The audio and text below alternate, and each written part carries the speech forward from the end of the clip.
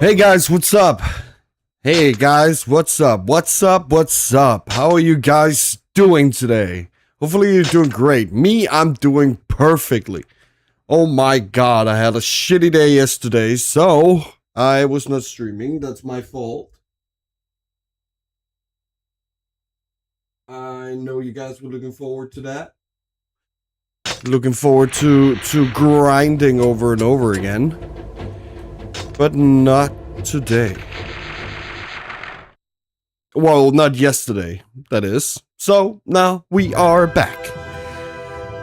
With more Drakengard. And we're currently leveling up weapons. We're just gonna go through the first stage over and over again until we have our weapons leveled up. I still haven't found all of them. But after we've leveled up all these weapons, we will look for the other ones.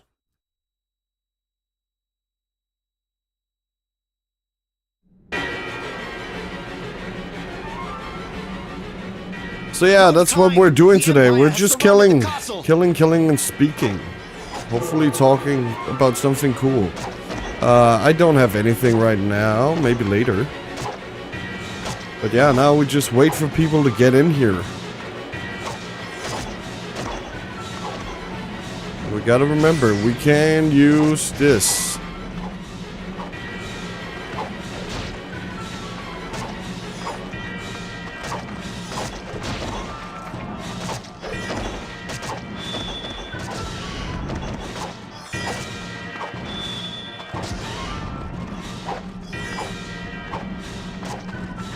But I mean, we finished Fate Stay Night Unlimited Blade Works yesterday. It's a really cool story. Actually very dark and sinister. Which I like. I didn't know that was the case. And then I saw a video about a other visual novel thing called Chaos Head, and the game seemed pretty cool. Might play that too.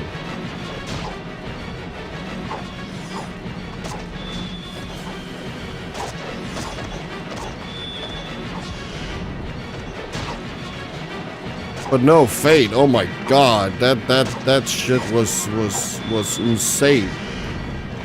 I did not expect it to turn out that way. Also, they fucking killed that little girl. Ilya. Oh my god, that was so hard to watch.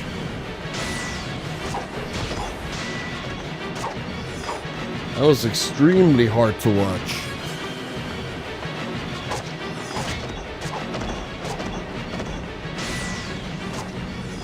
And now we're doing, we're watching the Heaven's Feels movies. Where he romances Sakura instead. Or she's the main focus, at least.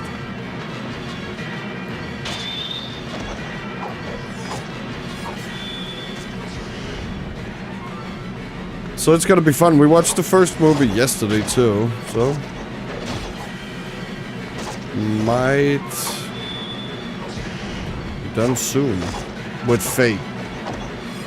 But I'm very excited to see what the spin-off shows, how good they are. Like, I downloaded Grand Order on phone, mobile. And so far it's standard mobile game, you know, but it's not been that bad so far. But yeah, usually when I'm feel like shit, I play mobile games. I don't know why. Just like torture, I guess. Just look at what we're playing right now. Show no mercy. Attack!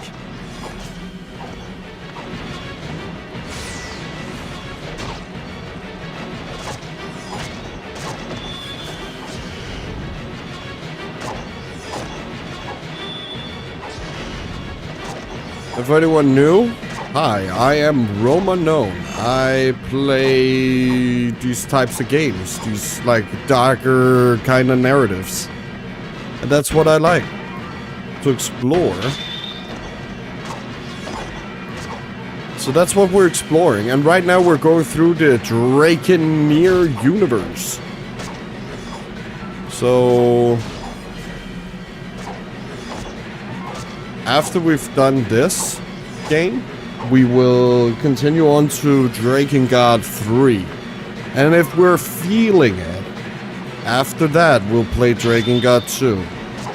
But I played a little bit yesterday. I never said this. I played a little bit of Drakengard 2 and 3 yesterday just to make sure it worked. And I have the amazing news that I got Drakengard 3 to work. It is running perfect, 60 frames and everything. So it will be ready for whenever we have to play it. And another thing, I also played 2. I only played the intro. The castle's under But I have already formulated some opinions in my mind. I do not like it. I do not like... Yeah. I really, really don't like it as much as I do this one. And I was so right when I said that it was like a Final Fantasy-ification of the game. You have a lot of dialogue now. You have tutorials up and down. Like fuck, it's everywhere. They like break up the gameplay every 2 seconds to like tell you a tutorial. Your sister, I mean the goddess Furii, is in the castle. And also the field combat, which by some people has been stated as to be fixed, is worse, in my opinion, than this.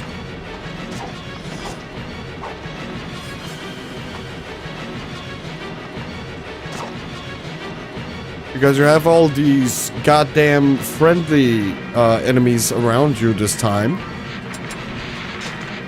And, fuck. It's just too much. But we'll see when I play it. I'll be able to share my opinion better. But maybe it changes. Maybe the game evolves into something closer to this. But it's just confusing with all the friendlies, and like they take aggro and they stand in the way all the time, so the enemies don't really group up like they do in this one. Which means you will have to spend a lot more time in the field.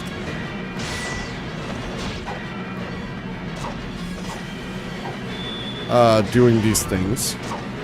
But it also seems like they have increased the amount of EXP you get. In a sense that you don't need to like kill so many people to level up anymore.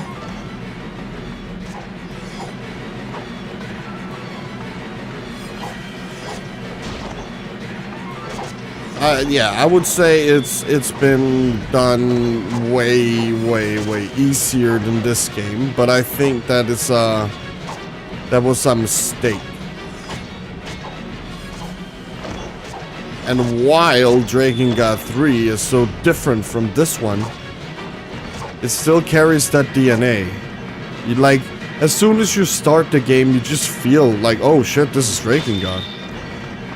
And also you get to learn about the world before the Empire took over.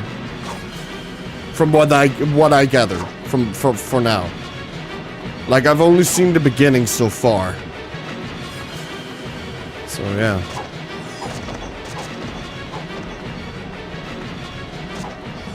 But no. I am not big fan of Drakengard 2 so far. But I've only played like like 40 minutes, I think, because I didn't want to spoil myself too much. And I think I played the same amount of Drakengard 3.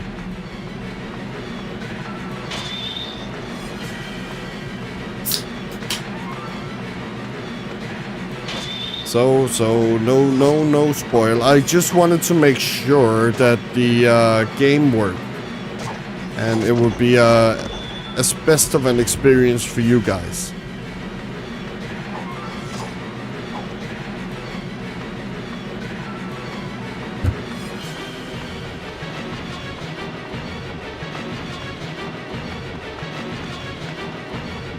That could have ended badly. I was just drinking some Coke and I bumped it into my mic. I thought I spilled over it. Luckily, it's only my spit.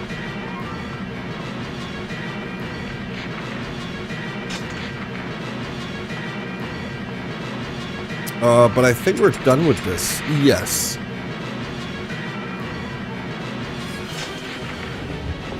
Wait, what was the under sword masher? Smasher.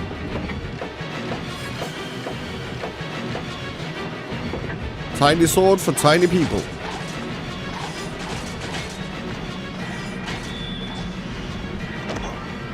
And it does no fucking damage. The story of my life.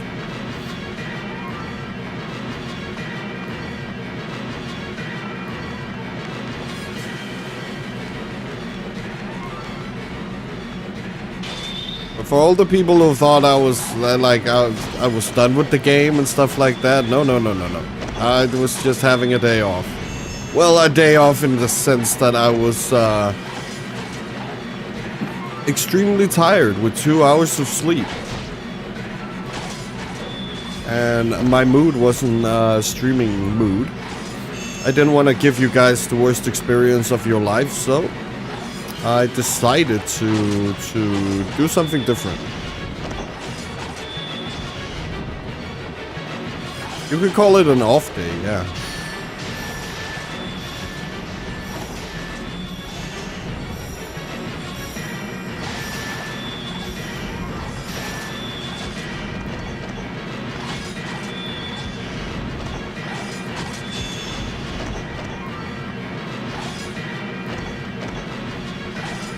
So yeah, just grinding, having fun, if you can call this fun.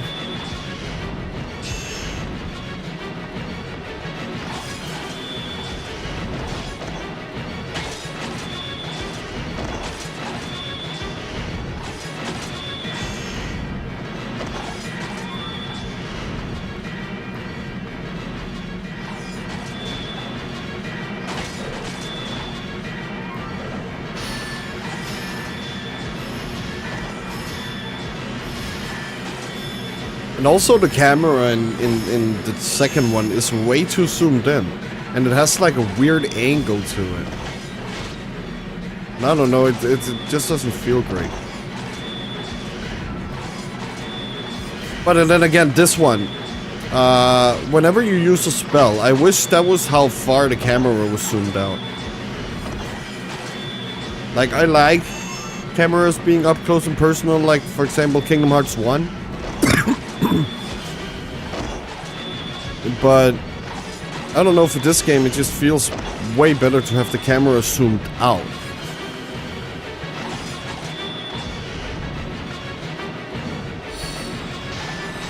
Like this is perfect length.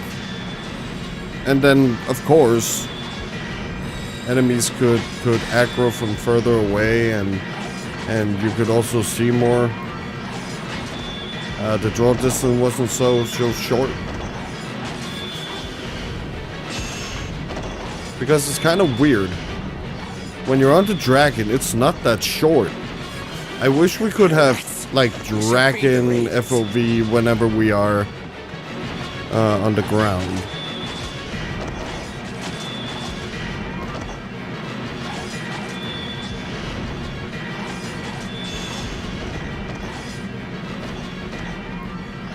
Because most of the time you need to look at the map to find where they went. So it would be nice if it was a little bit further away. And bigger draw distance. But that's like the only gripes I really have. Also, I wish for a more interesting combat system, but yeah. We didn't really get that with the sequel either, as it seems like it's been nerfed. A little bit.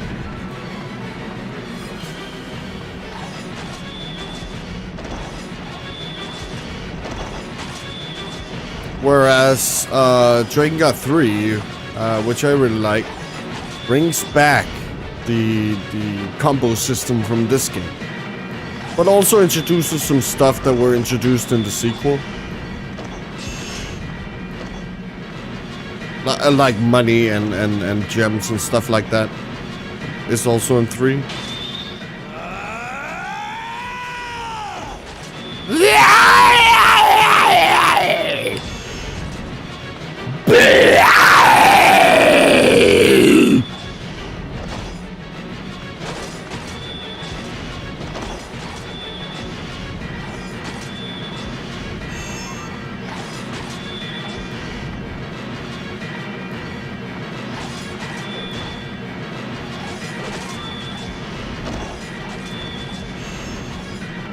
And I also checked out, I know I did it on stream, but just for the people who weren't there, if you're here.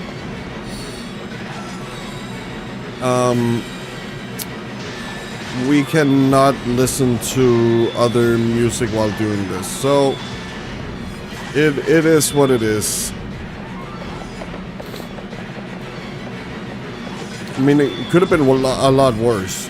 Like, you can't play the game anymore, or you're fat and bald. Your sister, I mean her ladyship, the goddess.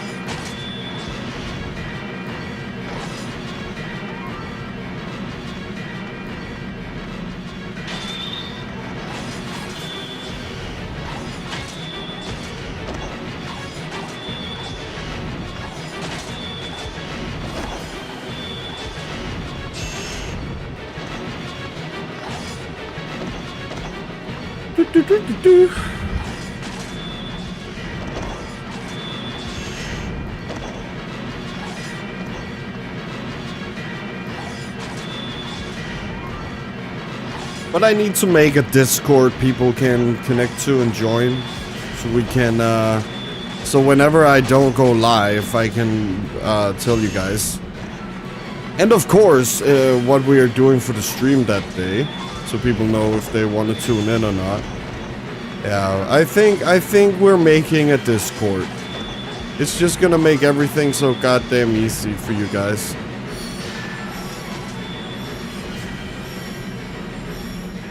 I think you guys will like it.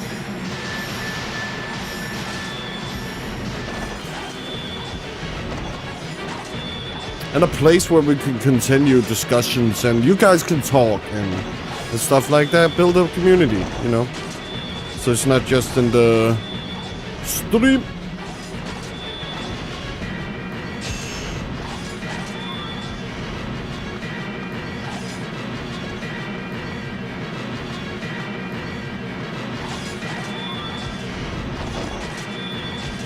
Might be done soon, right? Oh yeah, it is. Then it's this. Yeah, now they're one hit. Boom.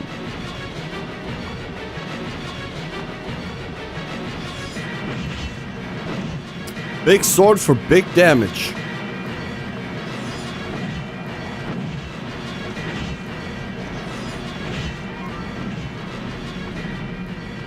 I love it's a one hit.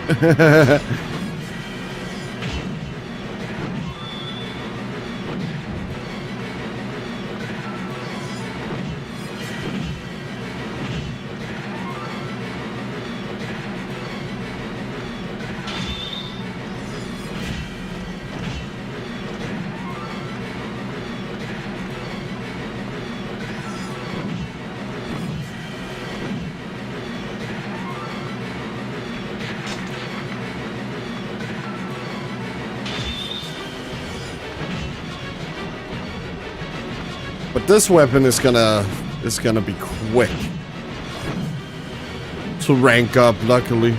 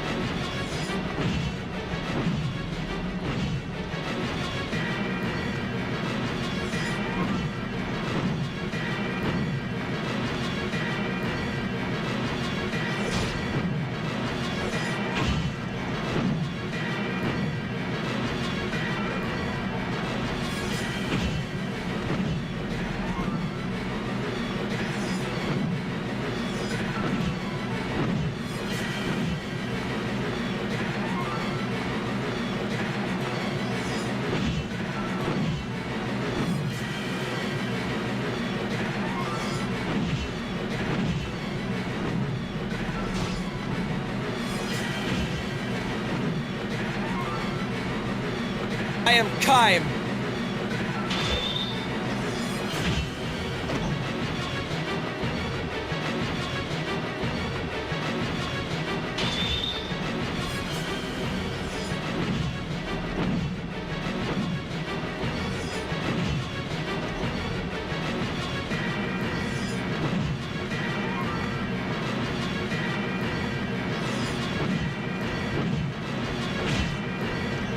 Oh, haha, you're funny, dude.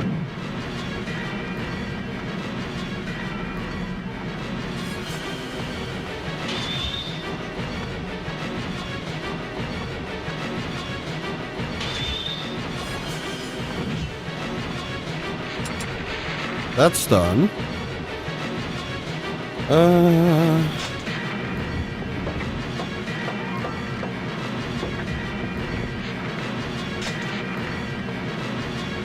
Yeah, I guess it's fine.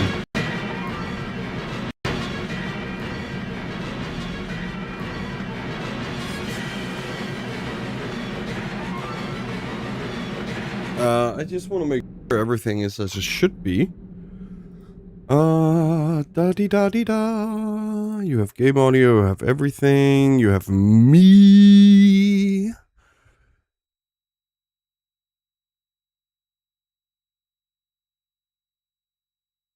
I just want to hear if the live stream audio is shit.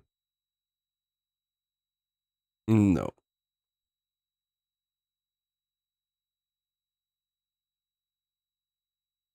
B. Great, everything works.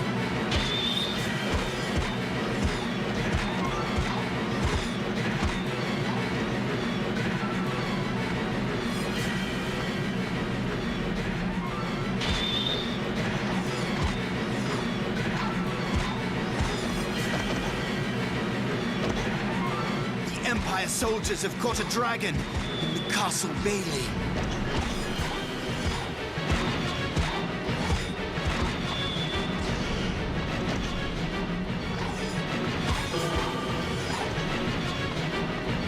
Okay, first run. First run done.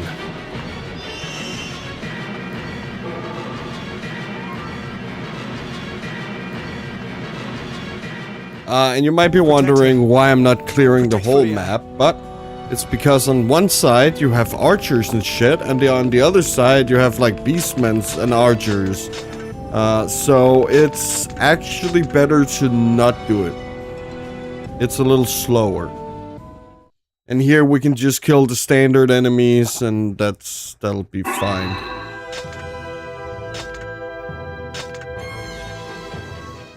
And we get like 700 kills every run. So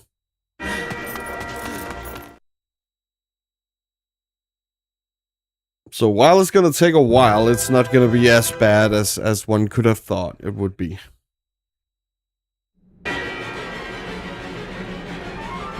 And then we gotta wait for the HP to oh. Well, for the game to load. And then we go to story. And then we just complete the level again.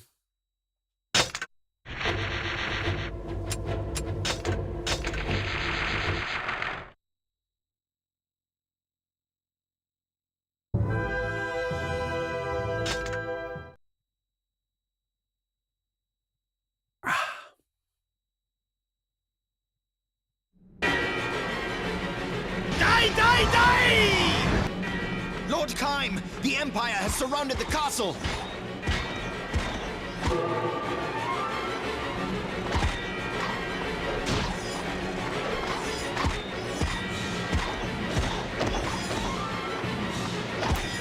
So I did see another way to do it, which is using the magic spell of one sword and then changing to another so you can rank up using the magic of one sword.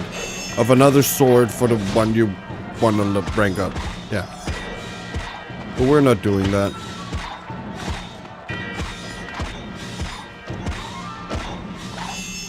We're gonna do it the old-fashioned way.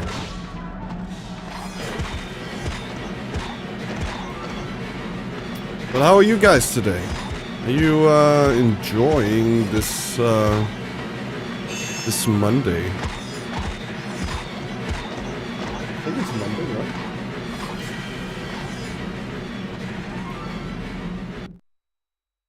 Yeah, it's Monday.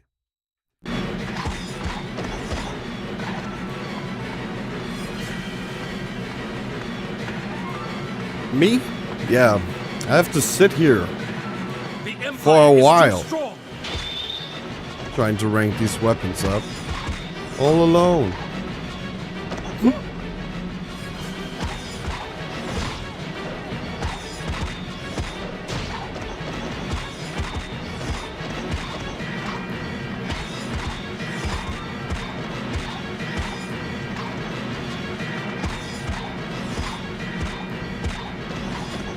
Show no mercy.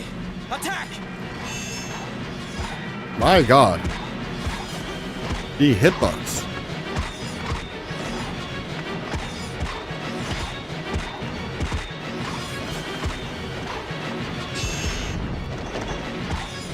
But we only needed like 300, right? This will take the whole thing. Okay, great.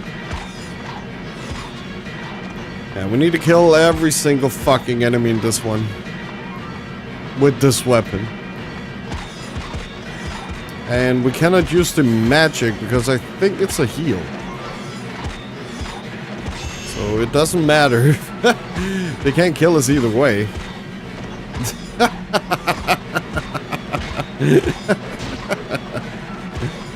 Yeah, this is gonna take a while.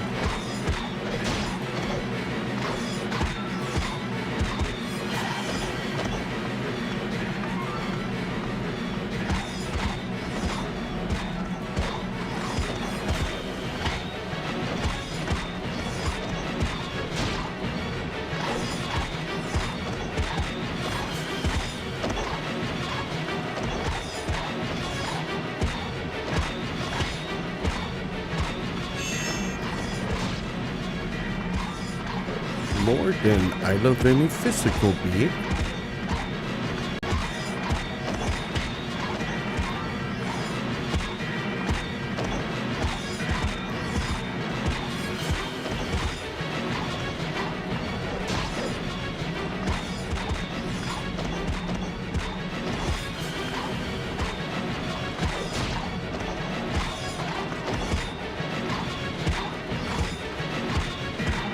Also, oh fuck, I actually thought about doing this for a little bit. Like, you guys won't be able to hear it, but I will. Yeah, baby.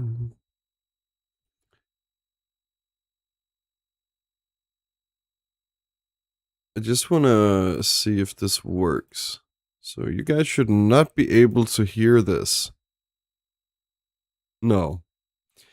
Great. Yeah, so I think I'll be listening to some music.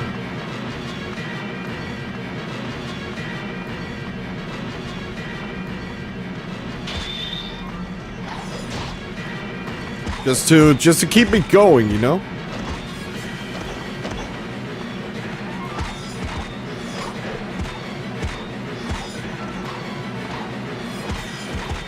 But I am also very curious as to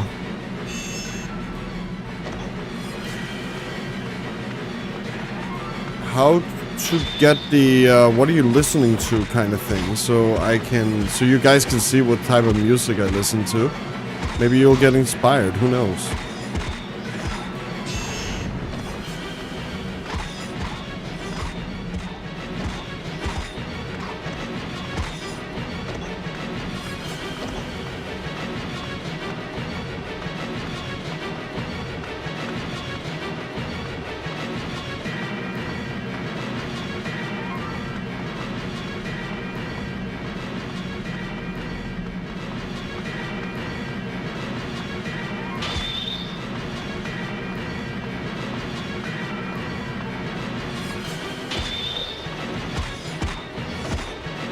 The castle's under attack! Please help us! Oh, that's way better.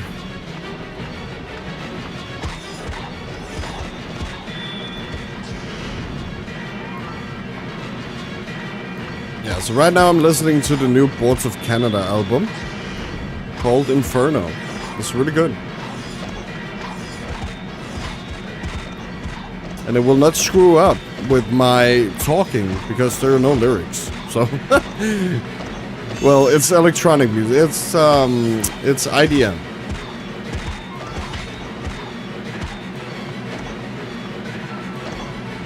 Your sister, I mean the goddess Furii, is in the castle.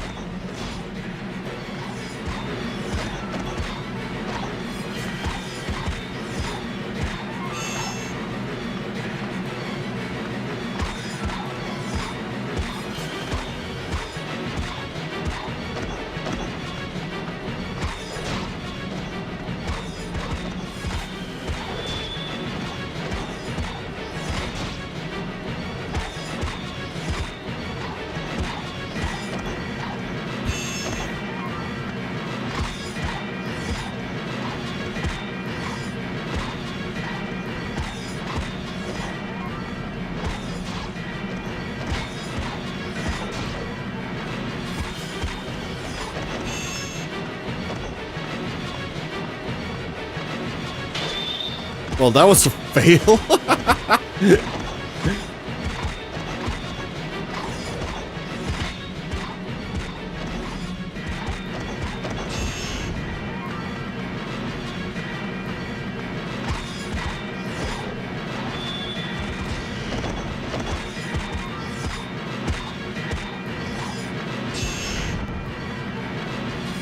Lord Inuart is with the goddess.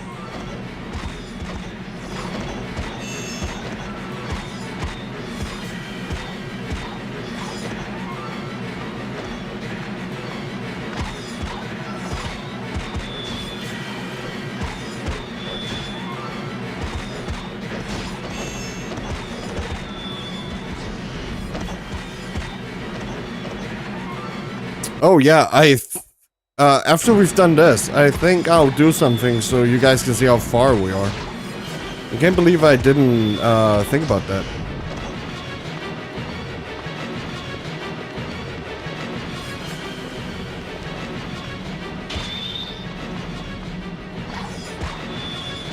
I'll do that after this run, if I remember, but I think I will.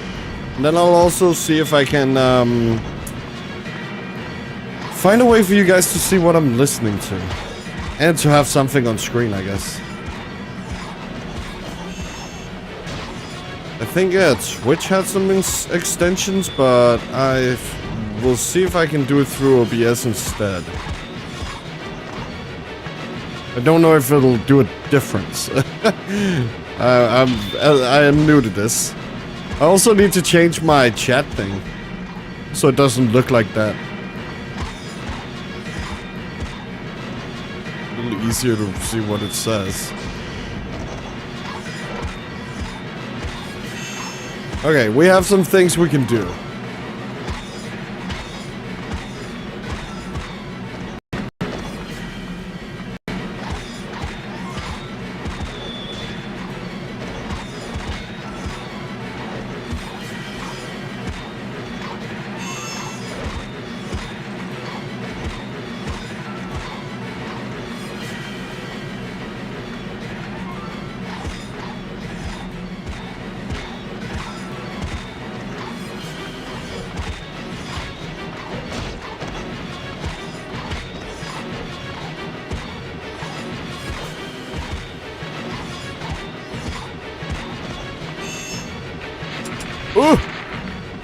Need 300 kills. Well, 299. But with taxes included. No.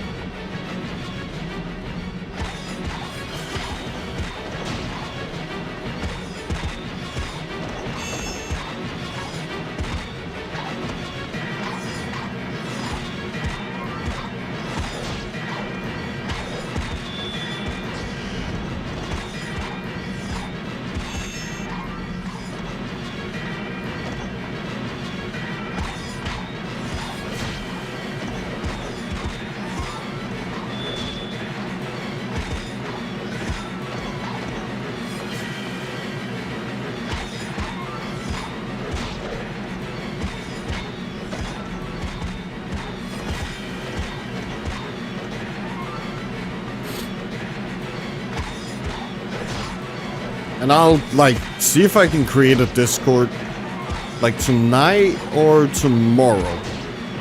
Maybe we'll even do it on stream. Who knows?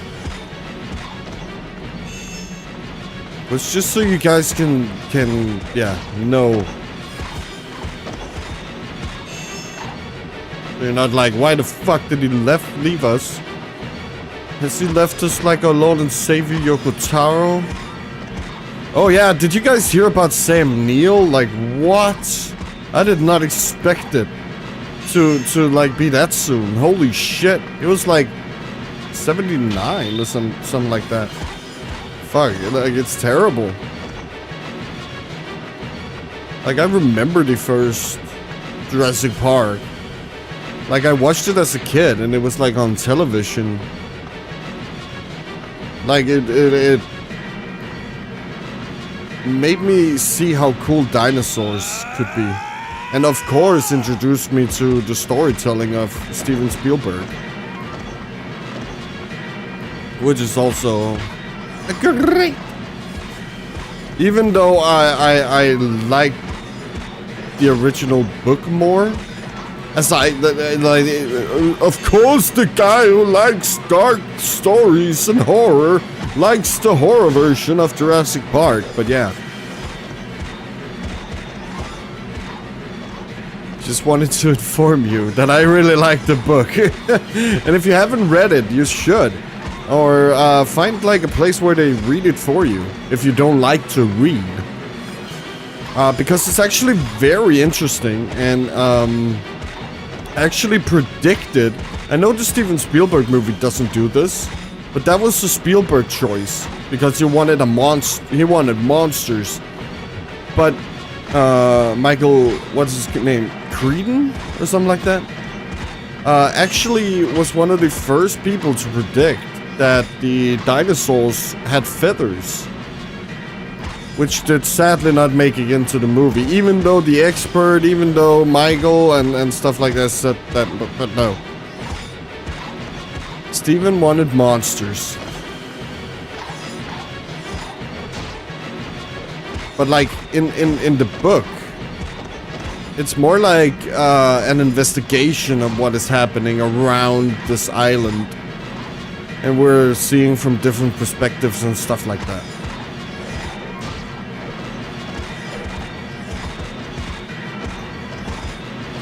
And there's also like a journalist investigating it, and there was like a small child who was bitten by a dinosaur, we later find out. And it's poisonous and everything. Like fucking crazy. And and we see how they don't really know how to deal with it and don't know what it was. But they think it's like a mythical monster. I think it is.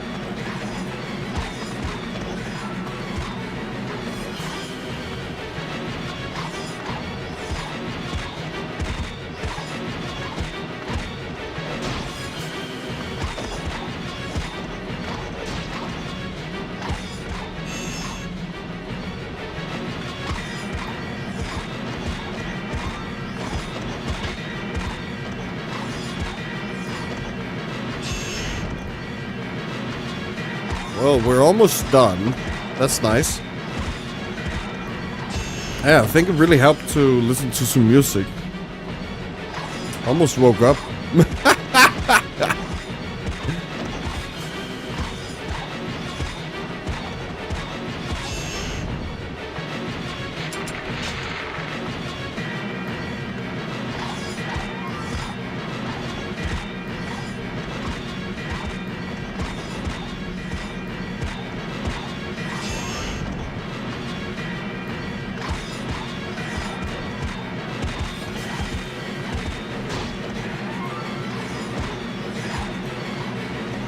Is it R3? No. Which is the camera reset? I don't think we have one like that.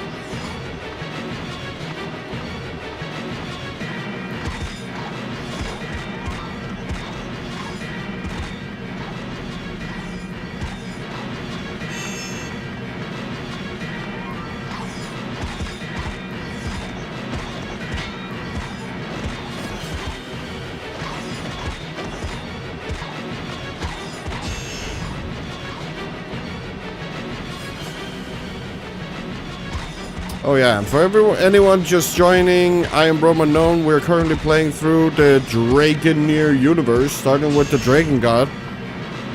Drakengard 1. We have reached all the 4 first endings. We only need one more ending. But to get that ending, you need to find all 65 weapons. And I also added another thing to this, not challenge or anything, but playthrough, I guess, that I needed to level up every single weapon too, because the weapons actually have something called weapon stories, and this the parts will unlock as you level up the weapons. Every weapon has 4 levels, and every weapon story has 4 parts to one story, and each weapon is different, so it's gonna be very interesting to go through all that. At some point when we are literally done and about to go to the next game, we will discuss the novels and the characters there. Because you do get some more new great information about them, which are not explicitly stated in the game, but is very much alluded to. More in the Japanese version than the American version. Or your whatever, English version. International version. So. Oh, finally done.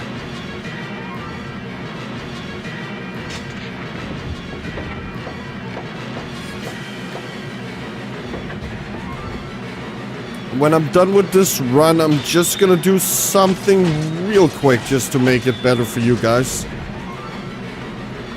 I'm gonna have like a counter of how many weapons we've leveled up, so you can see how far I am in my grinding. And we can cry together, you know? So, yeah. That's what we're gonna do after this run. And I will also see if I can, like, do a thing on OBS. Maybe it's a plugin. So you guys can see what song I'm listening, or what music I'm listening to. Empire rats, you shall feed the ravens.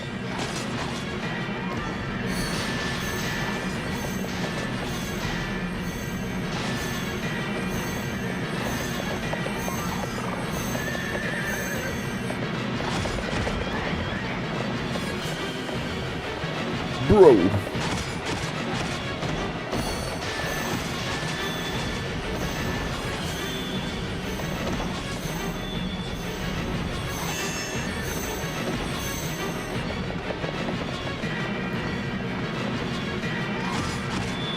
Oh yeah, and another thing I didn't talk about Drakengard 2. Yeah, for anyone wondering, I made sure everything worked yesterday while I was having an off day.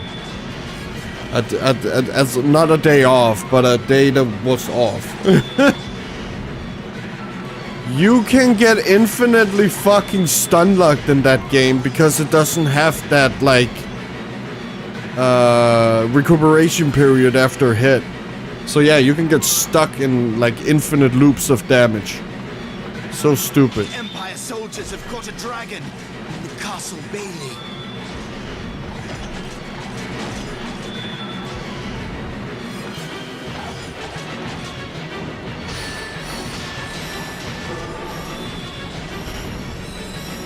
The sister would be your enemy. You're gonna call me a liar? No, I'm not calling him a liar.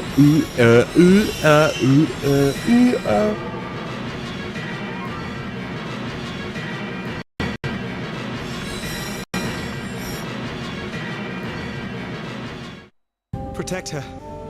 Protect Furii.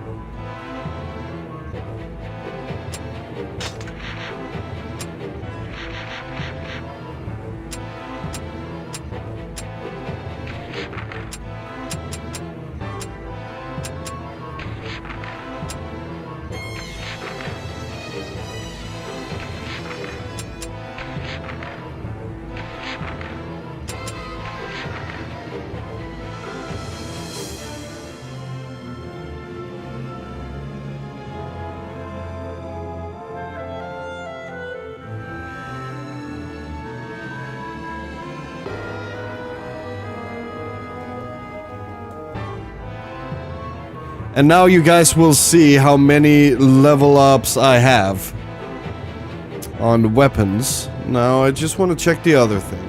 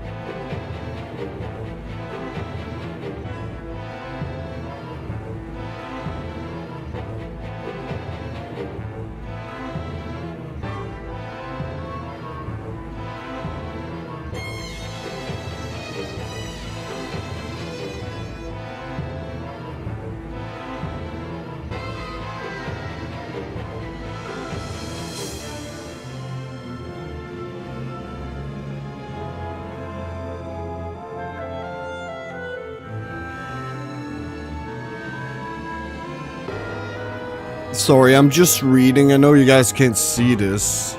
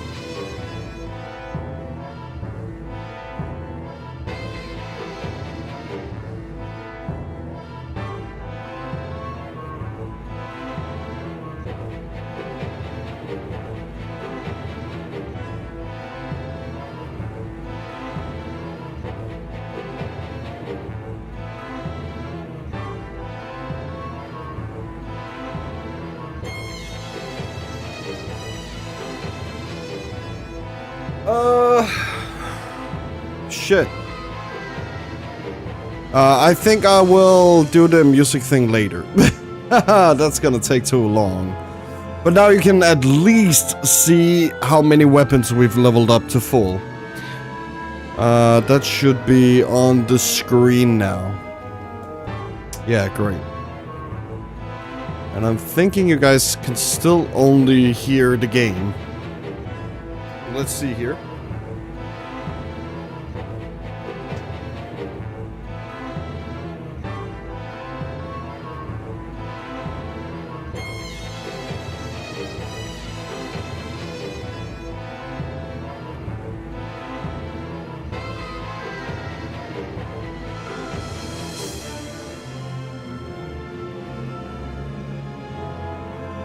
Okay, everything is as it should be. Let's continue.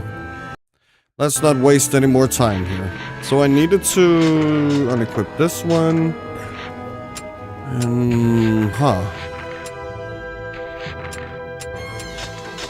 here we go. 42% complete. Shit. It's gonna take a while, guys.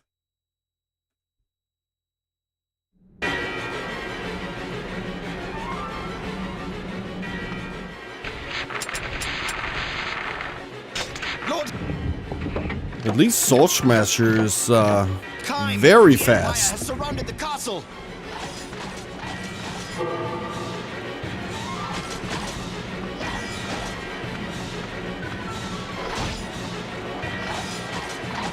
Hey Snake, how you doing? Hey Taz. Aren't you chillin'? I am.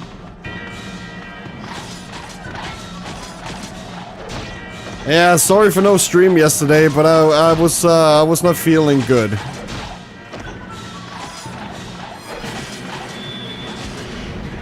But we back with more Drakengard. I know you guys can see how far I am in grinding.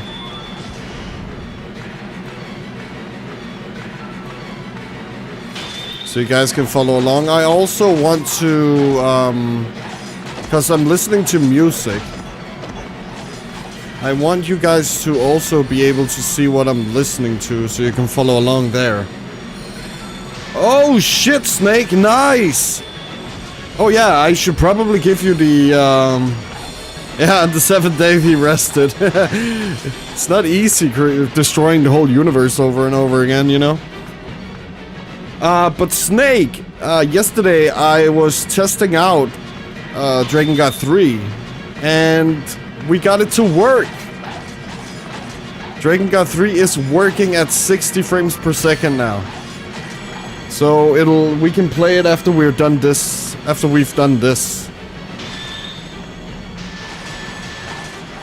Only chapter 5 left, what contains 5 verses, I think.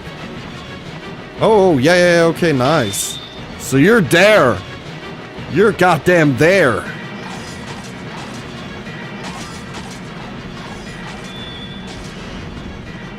You can taste it. Show no mercy. Attack! But yeah, I tested Drakengard 2 and I tested Drakengard 3. We got both games working, so that's awesome.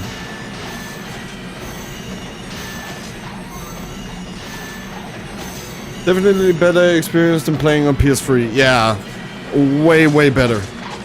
Way better. The game actually runs now.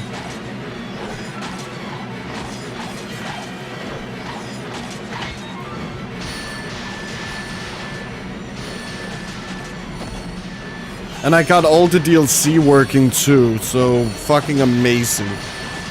It's turned my PS3 into a turbine. Oh yeah. Like, I remember with the PS4, it sounded like a fucking jet engine. Like, when they got, like, close to overheating. Fucking crazy. And I have a same kind of problem with my PS5. For some reason, it overheats really quick. Like, it doesn't die or anything, but it just is so warm. What even, God of War 3? Oh, yeah. It's crazy how it works, right? But it's just so badly optimized that gotta be it. Because I don't think it's a hardware issue. Your sister, I mean the goddess Furii, is in the castle.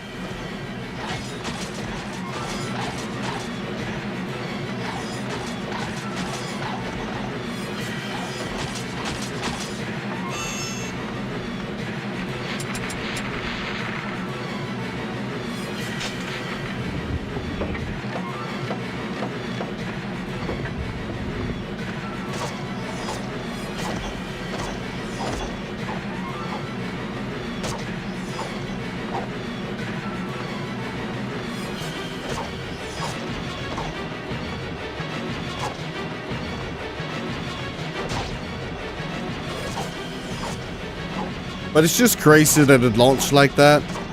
And sad. Because I think a lot of people got really turned off by it. And those who stayed did so for the story and not the gameplay. And now that I've played it on 60 frames, like, it is such a different experience to like what the vanilla like experience is like. After I finish DoD 3, I start near Gestalt. Oh, nice. The castle's under attack. So you're gonna play Daddy. Yeah, we're gonna play Replicant, as that is the canon kind of experience.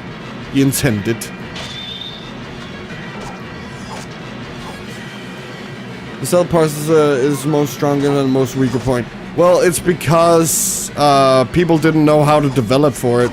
Most of the people who developed for the PS3, like the people who work for Sony and stuff like that, was actually so like invested in the PS3.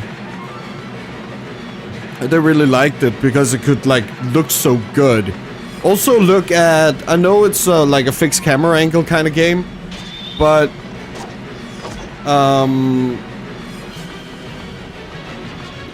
Beyond Two Souls, I think it's called. It's a PS3 game and it looks like a goddamn PS4 game on a PS3. It's insane how they could push that system. But it was a nightmare to develop for. And you also had to use different programming language and stuff like that. So a lot of developers like prioritize doing the Xbox instead. Xbox 360. Does that not even have the E ending E? I don't think so. It's only the remake that has the last proper ending that leads into Automata. Or you would have to read it from a the guidebook, I think. Or the complete, what's it called? The Drakengard Complete Guide something.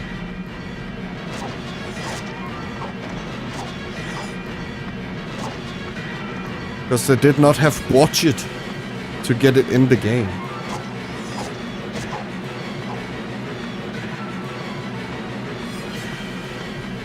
Like even when talking about the PS3, like even Kojima really liked it because you could do so many amazing things with it.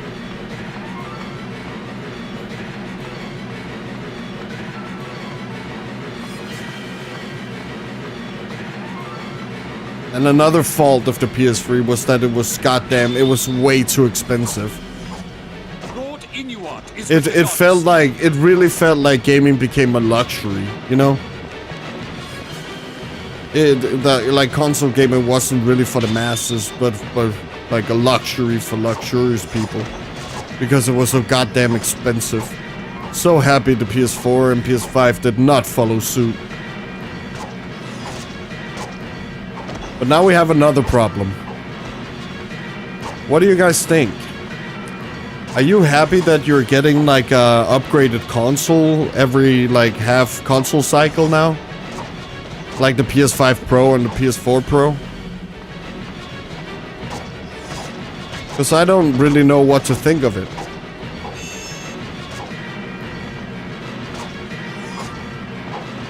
This time I play Gestalt. I'm doing all endings, and after I'm able to buy Replicant and Automata, I replay all over it. Okay, nice! So you're doing what we're doing! Hey! That's pretty cool. Like a whole series playthrough, kind of. And you're even playing Gestalt, too. I don't know, maybe we'll play Gestalt at some point if I can get it working. But it's not priority as we already have Replicant as a cool little, like, remaster remake thing.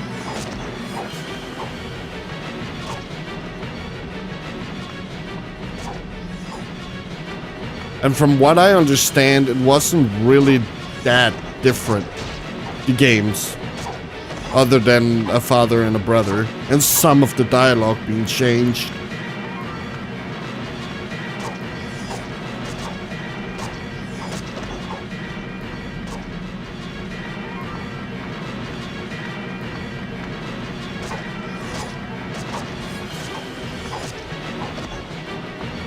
PS4 Pro is a necessary upgrade back then, but the PS5 Pro is just a money wash.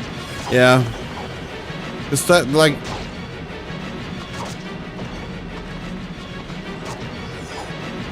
Maybe it would have been better if it's like an extension to the PlayStation. So like back in the day for the PS2, you could buy like a hard disk and stuff like that. It would have been better because then it would be easier to upgrade your PS4 or PS5 to like a Pro instead of like buying a whole new fucking console. But I'm guessing it's a little bit impossible.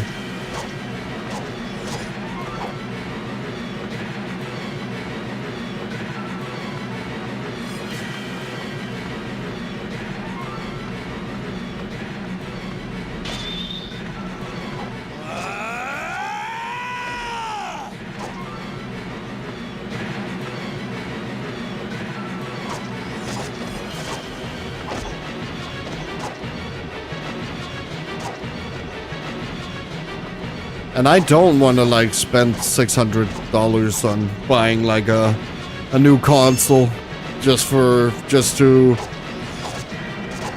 what's it called, replace it in a couple of years. And I mean, performance mode on most games are not that trash, so you get 60 frames even on PS5.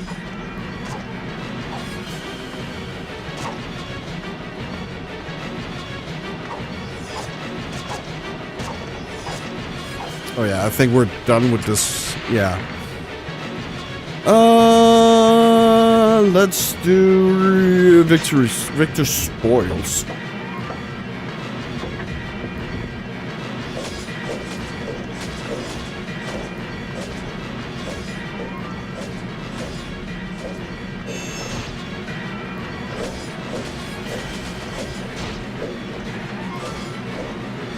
But yeah, I wish it was like an extension to your system that you like plugged on it or something like that, so You don't have to spend like so many money on like a new console. Like at that point, you might as well just goddamn wait for the PS6, you know?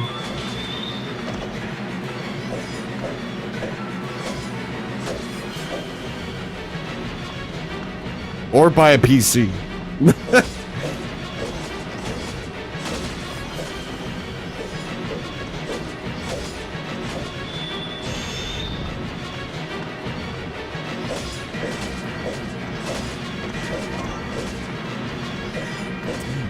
Yeah, kind of. Yeah, Snake.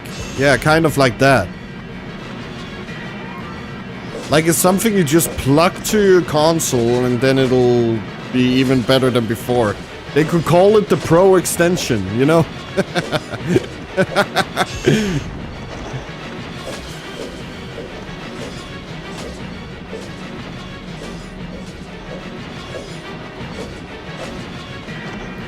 You're gonna hate it when consoles become subscription-based instead of owned. Yeah, it kinda already is.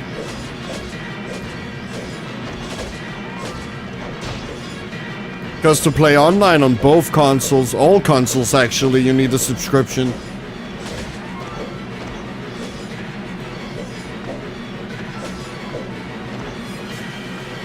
And we don't own games anymore anyway, so...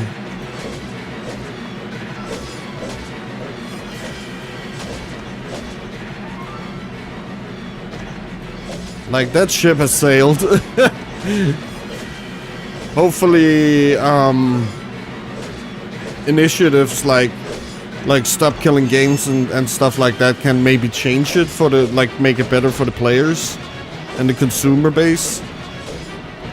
But, like, with how Sony and Xbox are doing things right now, I'm not seeing consumer friendliness.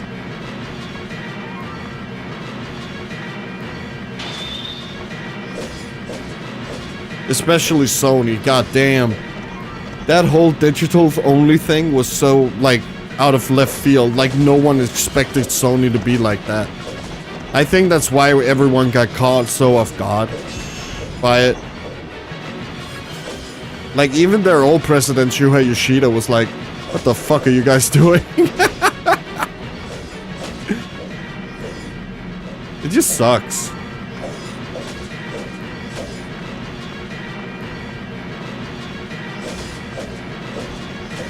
But I hope some people will wake the fuck up and realize that they made bad decisions and maybe reverse them. But we're living in real life, so might not ever happen.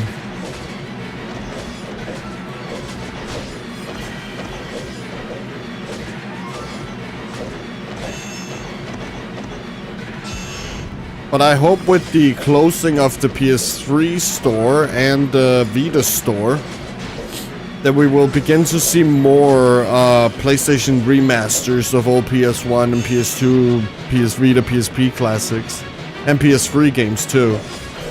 Like, I really want more backwards compatibility. Man, I already have the Fear of Hunger, and I only get the E ending, and it's...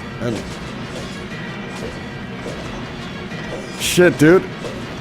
Like, I played for 10 minutes and I died. I had no limbs. I was just laying there with my head.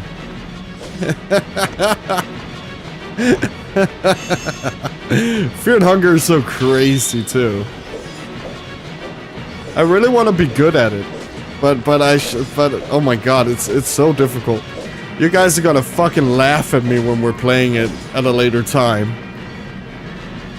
I think you can play it on Twitch. I don't think there's any, like, against it.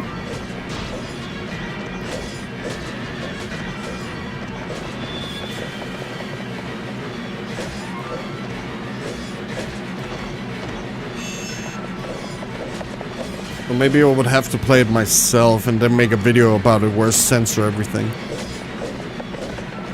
But yeah, Fear and Hunger is crazy. I mean, at least you're trying, right?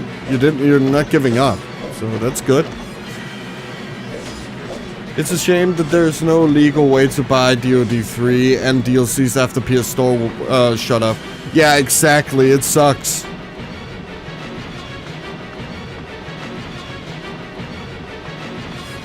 It is such a shit decision.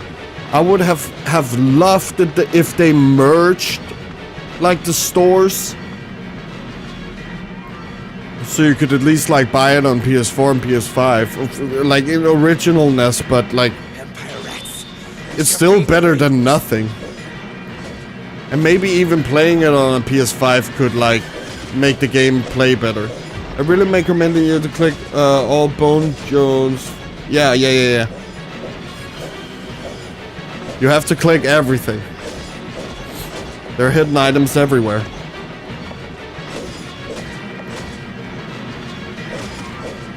They're within the castle walls. Your sister, I mean her ladyship, the goddess.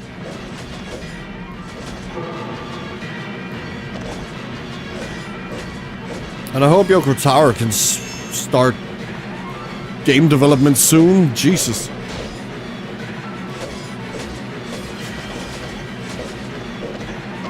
Like, we don't get developers like that often, and it's just a shame to see them sidelined like that.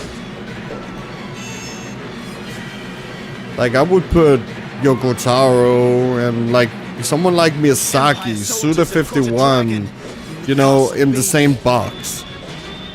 Like, there's this. We never get those developers.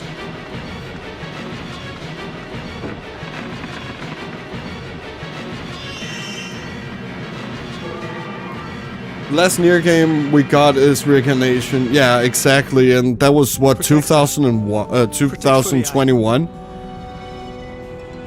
Like, it's crazy. And it ran for like only like a year or 2 years.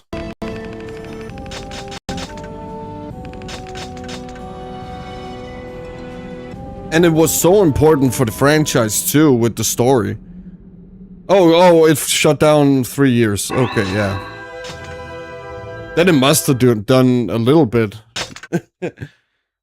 So I can understand why Yoko Taro is sidelined.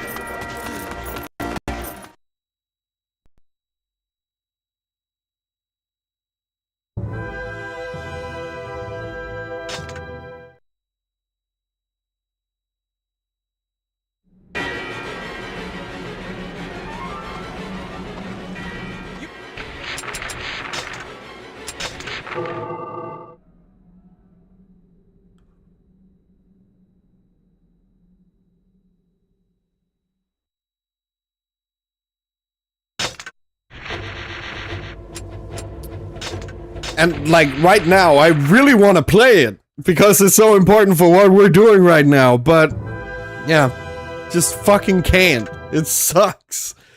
I hope that someday we will maybe see someone reverse engineering it, so it might be playable on at least PC, like they did with that old Kingdom Hearts game for mobile phones. And it's continuous of Automata, so if you want to know what happened after Automata, you oh fuck, dude. Yeah, that sucks. And there was also the stage play where they where the voice actors came out and talked, and that was also like a continuation of ending, yeah, the ending from the Automata.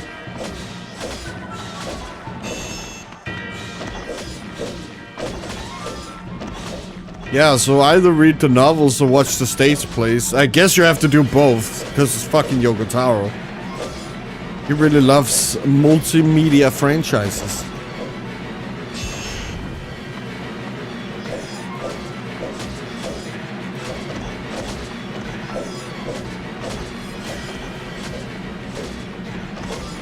And I also need to goddamn watch the anime of Nier Automata, as it is a new branch. It is not the same as the game.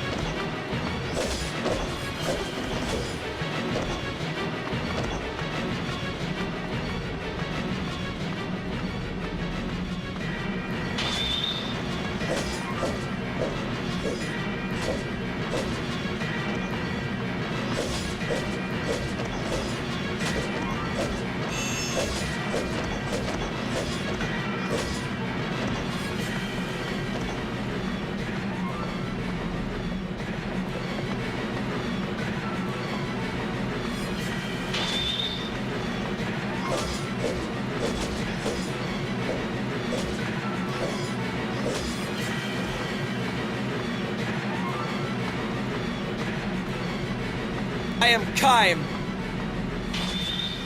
Yeah, tell him, Kaim. Tell him. I'm Kaim. I do Kaim.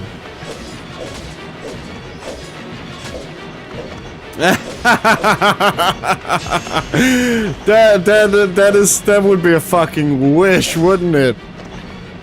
Like Evangelion actually taking place in the same universe as Drakengard or Neargard. Drakengard.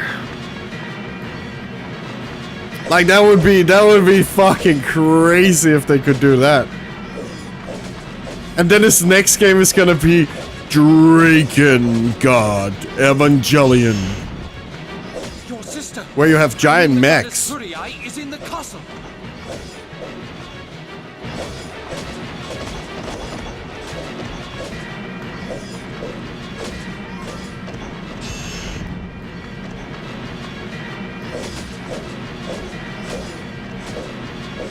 But please don't make me play as Shinji. Please don't.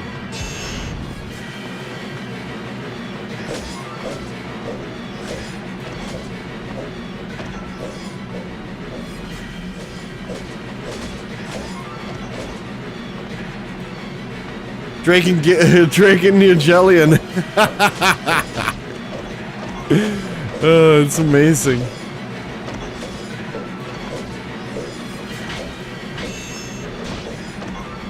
Yeah, but I'm gonna stay away from hospital beds for a while then.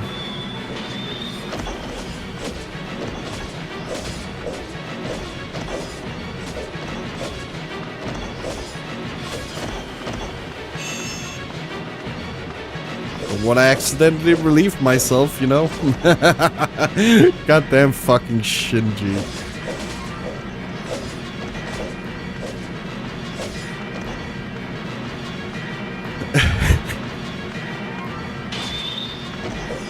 The castle's under attack! Please help us!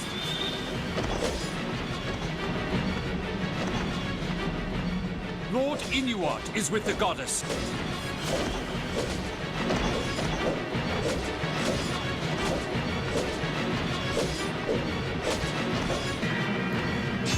Yeah, exactly. Don't want to be like that. Not a great role model. Not a great role model.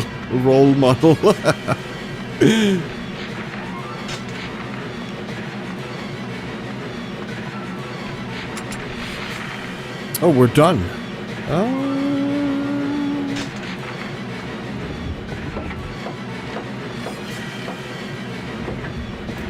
Hey, Lost Impact. Hey, Rome. I just popped in to say hi because I have to get ready for work shortly. Thank you so much, Lost Impact. That was very kind of you. Well, if I don't hear more from you, please have a great, amazing, awesome day.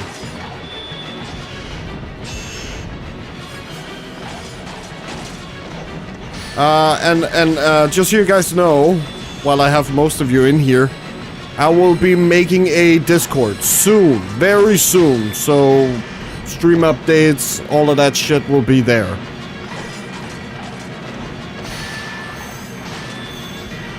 Just in case I have a day where I'm sick or something like that.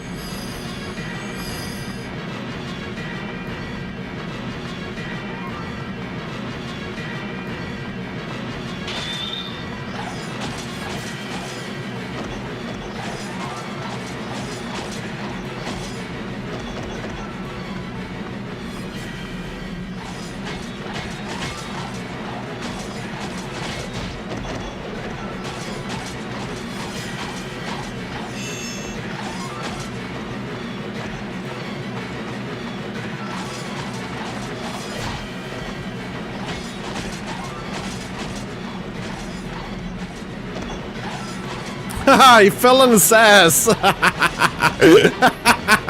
don't think I've seen that before. or maybe I wasn't paying attention, but damn.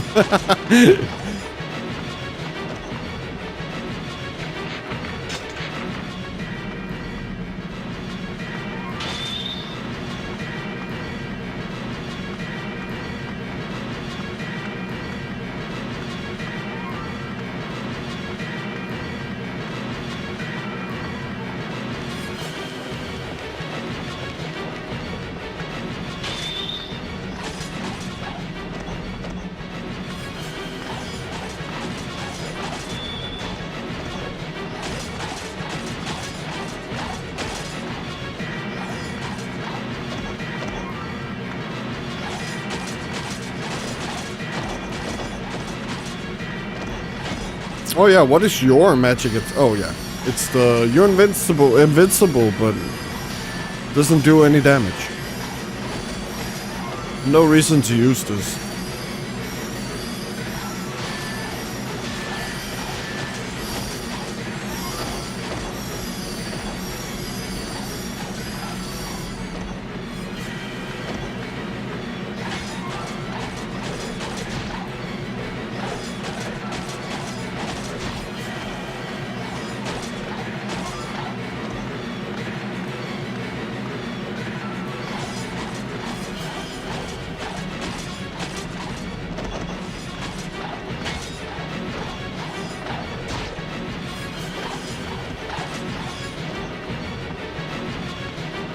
But damn, putting on some goddamn music really made this a little bit more bearable. Not to say that I'm like, well, yeah, sure, I'm tired of listening to the same fucking 2-second clip over and over again, but it wasn't actually as bad when we were just like playing it. So, but right now I just need some different to listen to. I will also try and make it so you guys can see what music I'm listening to while we're doing this grinding thing.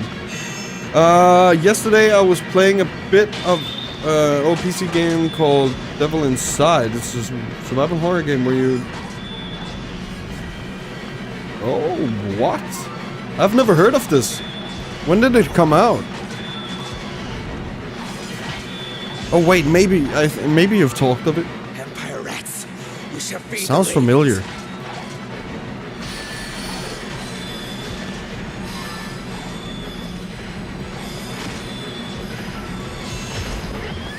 They're within the castle walls. It sounds cool. Your sister, I mean her ladyship. the Is it goddess. fixed camera angles or like first person or something like that?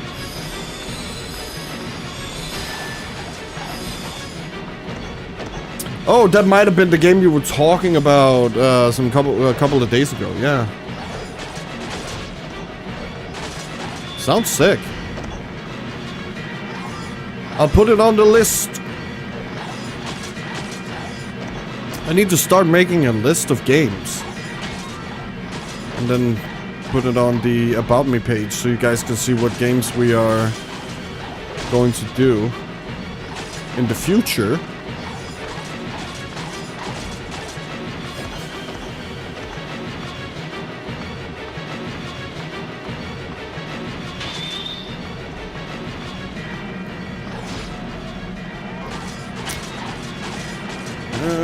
Trying to get it to run.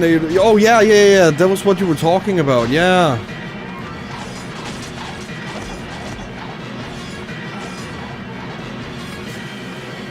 Ah, like a virtual machine. Yeah. Okay. Nice.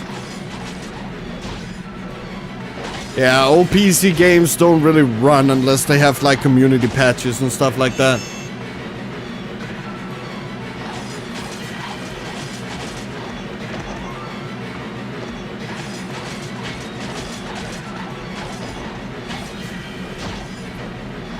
Drakengard is like when they torture prisoners by playing one song on loop for days on end. Oh, that's so true. That's so true. That's a good point.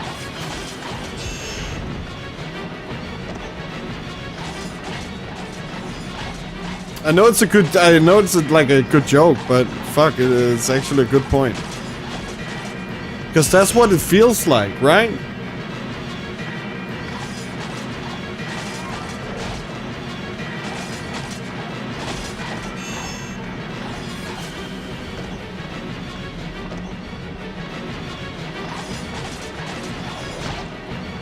Suppose the difference I run best using Kuno, but I can't find any detailed video guides for how to get that running right on people. Oh, okay. Yeah. Unless you wanna like spend like 10 days tinkering with it yourself, you're probably best off not just doing what you're doing.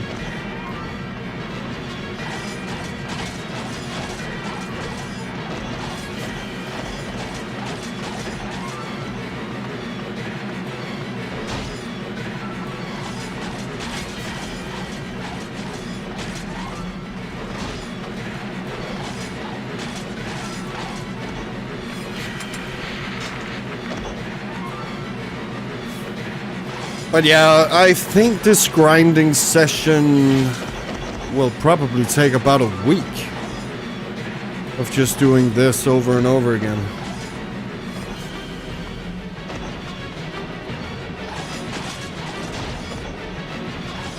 Not these sets of weapons, but I mean every weapon, all 65. I think it's gonna take like a week to rank up every one of them. Maybe 2 weeks if we're really slow.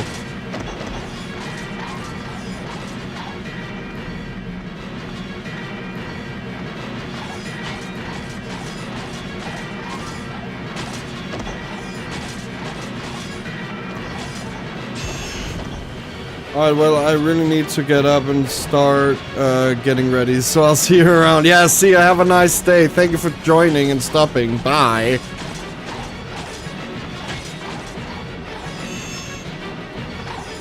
That was nice of you.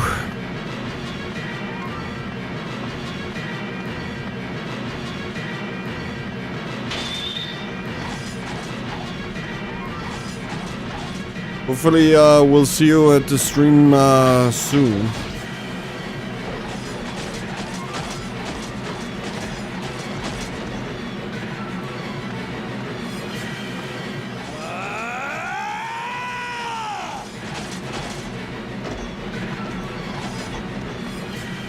And who knows, maybe when we have some more people and we really get into the streaming things, we'll do it for longer. Who knows?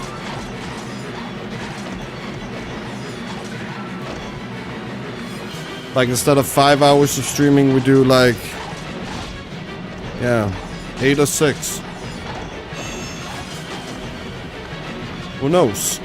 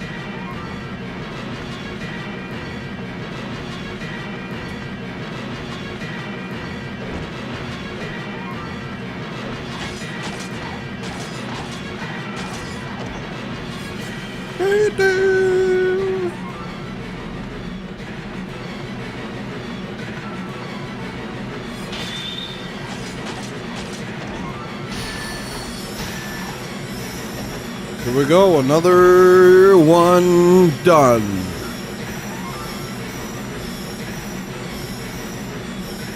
Now we just need to do it 20 more times. And that's being generous. The Empire soldiers have caught a dragon in the Castle Bailey.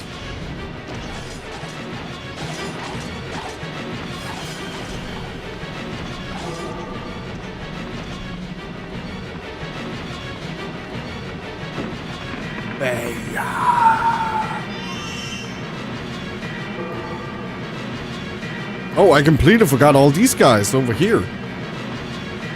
Oh well. Guess we're not done.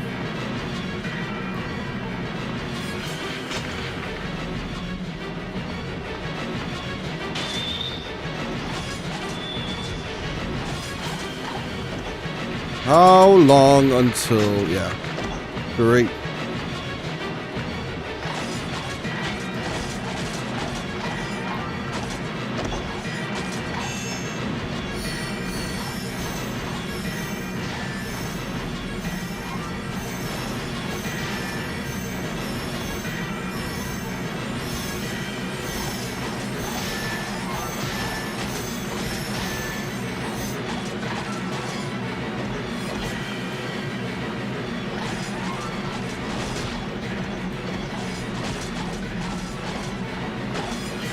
Oh yeah, have you guys seen that Sam Neill died? Like fucking crazy.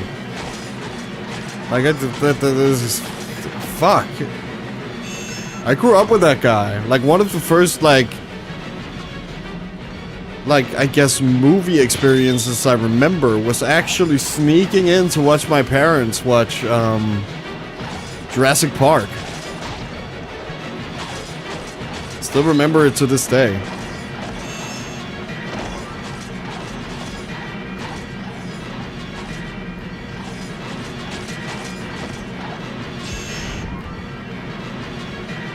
Died too young.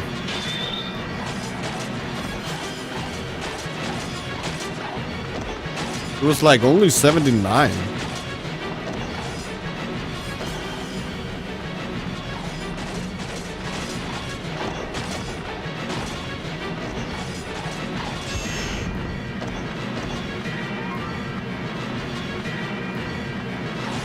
Like, not that I've watched, like, many of his movies. I probably have, I just can't remember. Like, the only one that really stands out to me is Jurassic Park.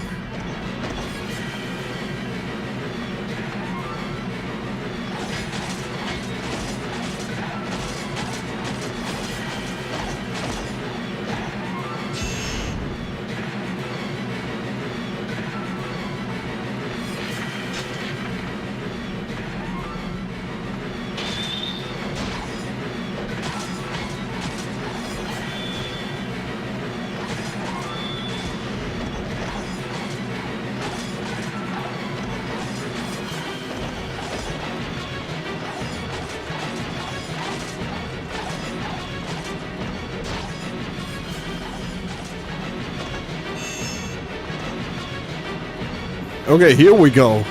So the what? That's... yeah, Sword Smasher is done.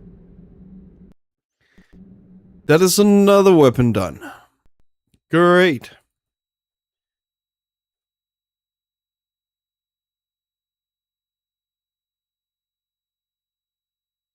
I'll just have you over here so I don't need to...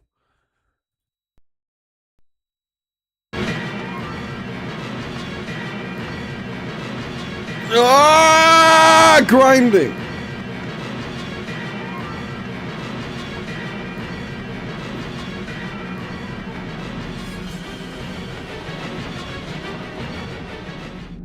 Protect her.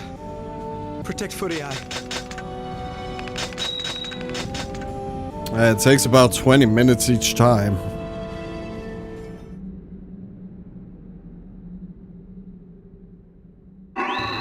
So that's level 4. That's level 3. Nice. Nice. Great A.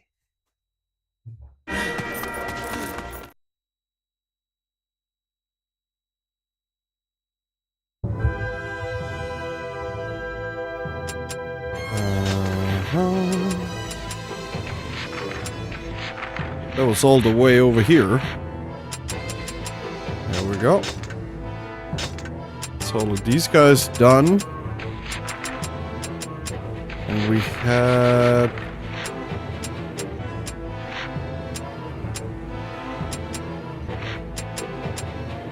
okay, we do have some weapons left. Okay, great.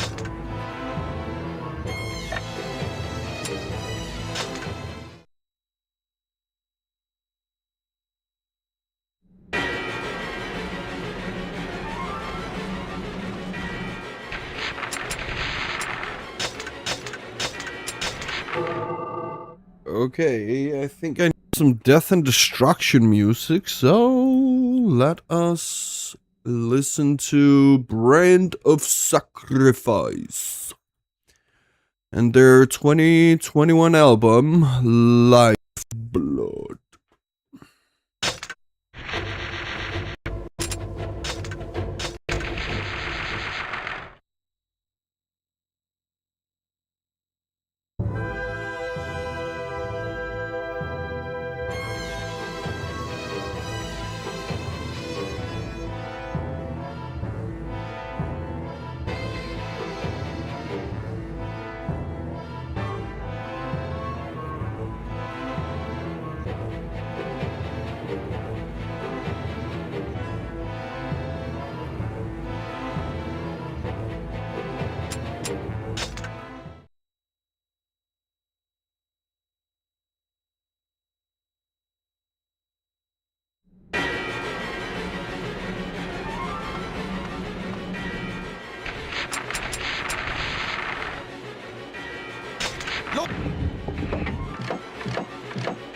Lord Kime, the Empire has surrounded the castle.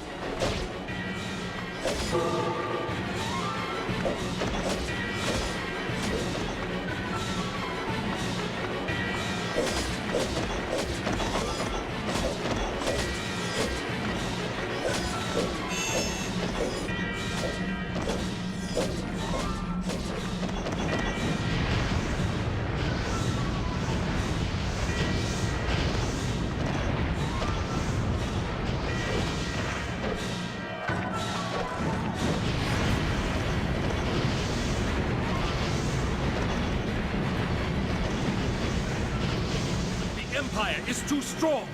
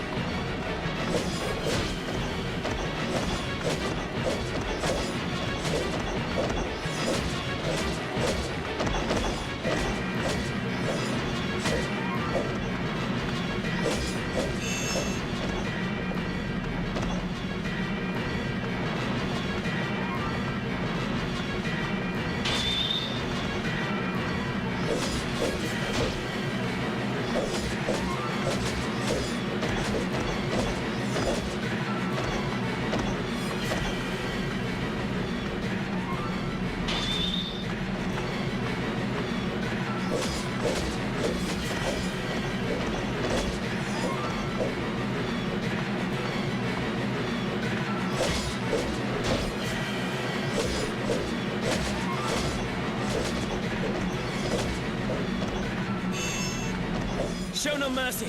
Attack!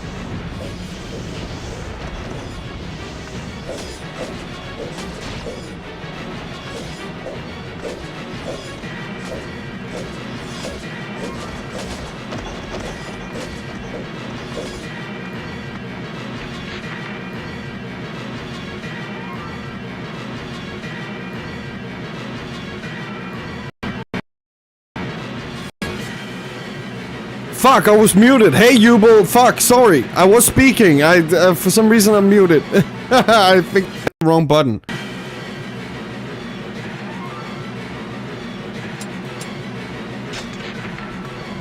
How are you doing? How's Grand Blue?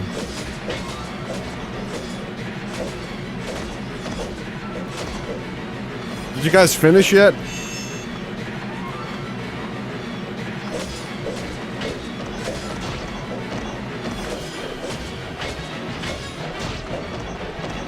Not much. We're just ranking up weapons, playing the same level over and over again. That's literally what I'm doing. I'm also listening to music, so it's not as grueling for me. But you guys can't hear it, so... I was trying to maybe make a plugin for OBS so you guys can see what I'm listening to while we're grinding. But it would probably take too long, so I am doing that another time. Haven't finished, but I played 40 hours in the last 3 days. Holy shit. Yeah, it was just a weekend too, so... had plenty of time.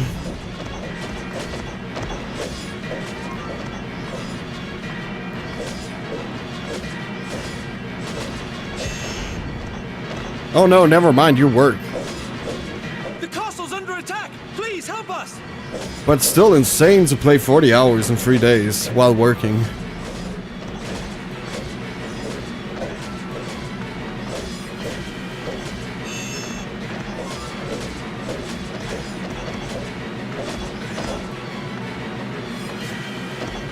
Oh, no, no, no, no.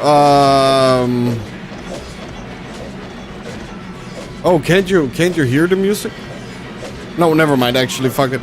No, I'm just listening to music by myself while we're doing this. But there are some plugins you can get for OBS, the streaming software I'm using, where people can see what I'm listening to. But it would take too long to do now, so I'm just gonna do it sometime later.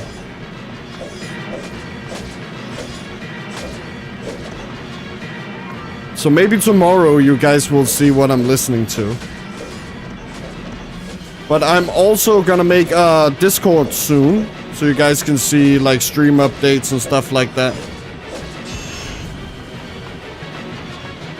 Probably gonna do that tonight.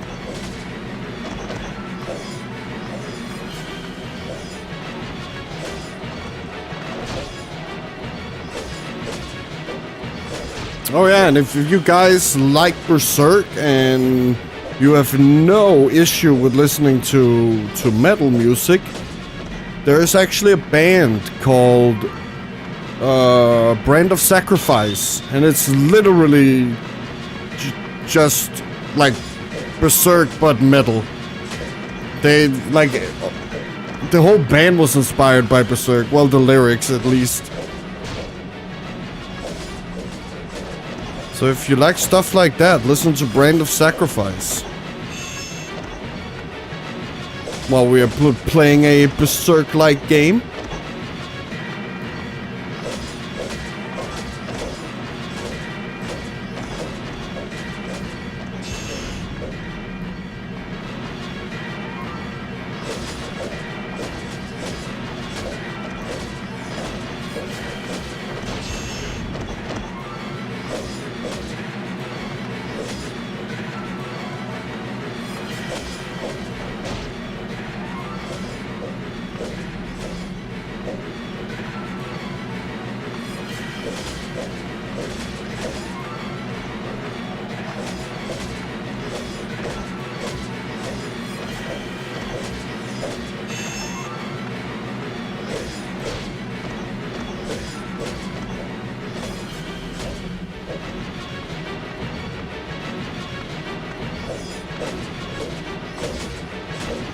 Are we done soon with this one? Oh god. Finally, another one.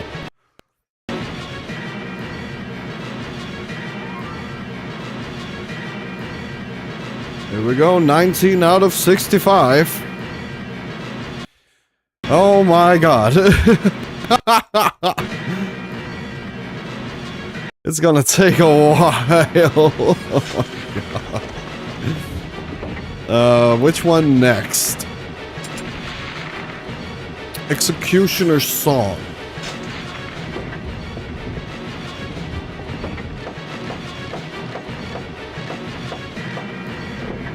Oh fuck yes, one hit. Empire rats, we shall feed the ravens.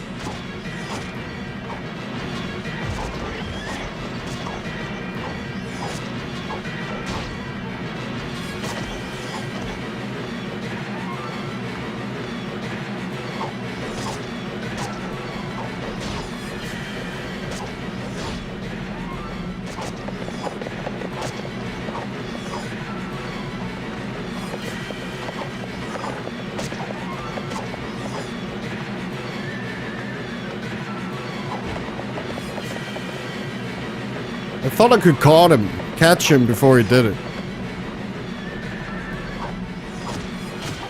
Not this time, idiot. Your sister, I mean her ladyship, the goddess. Stupid Empire, man.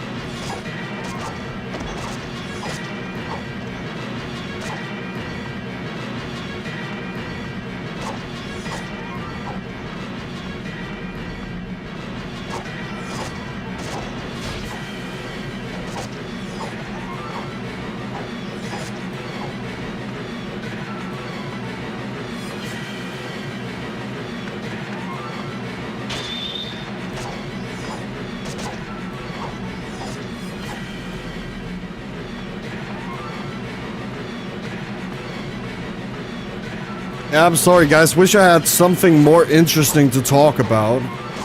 As opposed to nothing, but not really that much. Nothing really interesting has happened. We have talked about Neil, same Neil, which is kind of sad.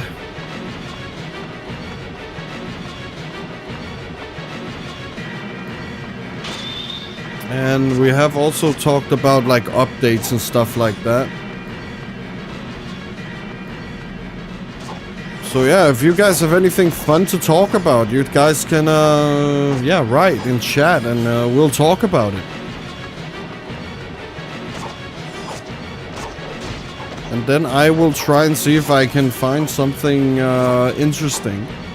But I guess we've been going over everything related to Drakengard so far that's relevant for what we're doing. Oh, do I have a favorite dinosaur?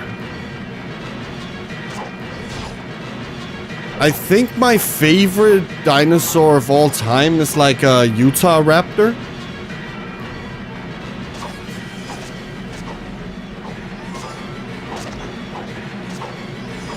I'm about to boot Granboo! Granboo! Ah, that's fine. Lurk. Just fucking lurk. Yeah! Never give up. Yeah, never give up. Grind with me.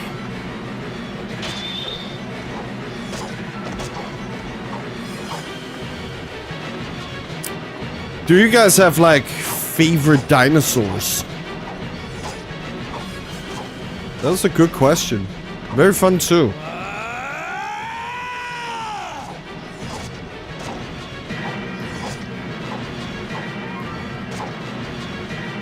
But it's funny, in Jurassic Park, the raptors you actually see, the velociraptors, are actually very, very small.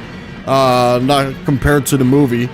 Whereas in the, like, in real world life dinosaur things, what's actually depicted in Jurassic Park is what could only be like a Utah raptor because of its size. Utah raptors were known to be like extreme, like they were big. Like something like what you see in Jurassic Park.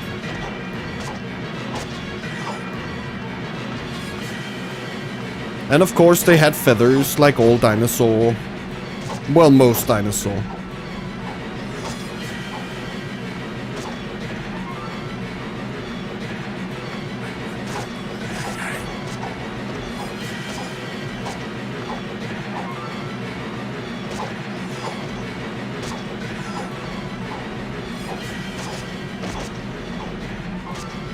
And when can we get a goddamn dinosaur game?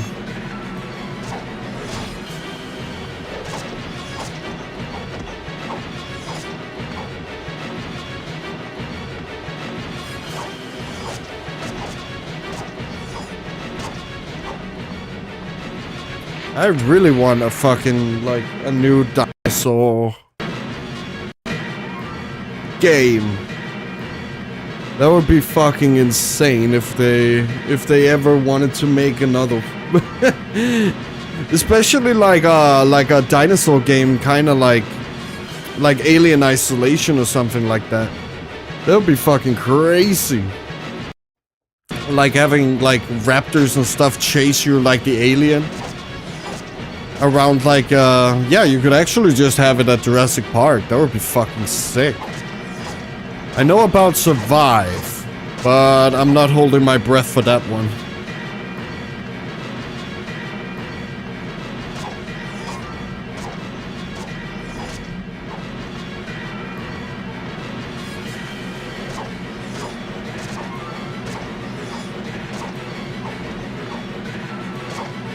But like a true survival horror dinosaur stalker kind of game.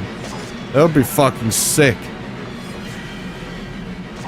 Yeah, I'm also a very big fan of Alien Isolation, and I'm so fucking looking forward to the sequel. I've been waiting forever. I think everyone has at this point.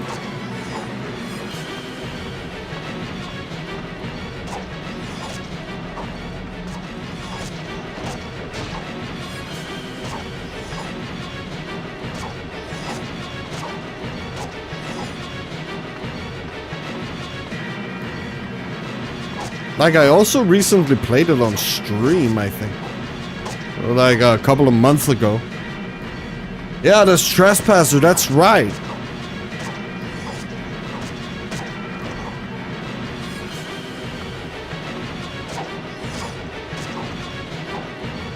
I really like what what they were trying to do with the dinosaur movement. That is actually really insane for that old of a game. But from what I understand, Trespasser is not the best game. But I've heard there are mods that really like improve the experience.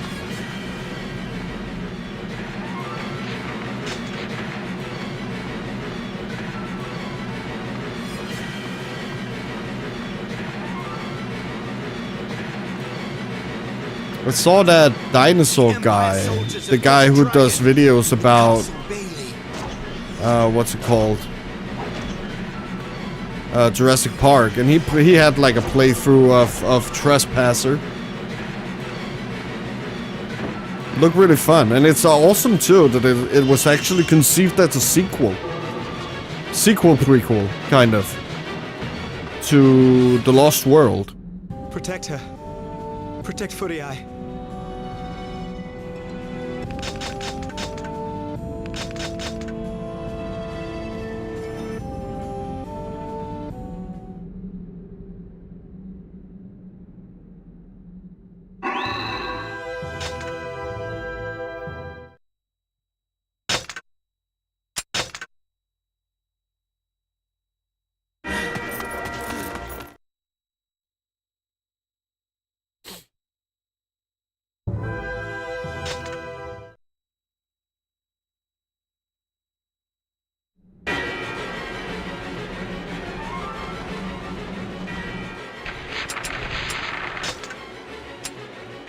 Wait, one sec. You're max level. Oh my god, you only need 6 kills. Okay, let's do that. Might as well. There you go.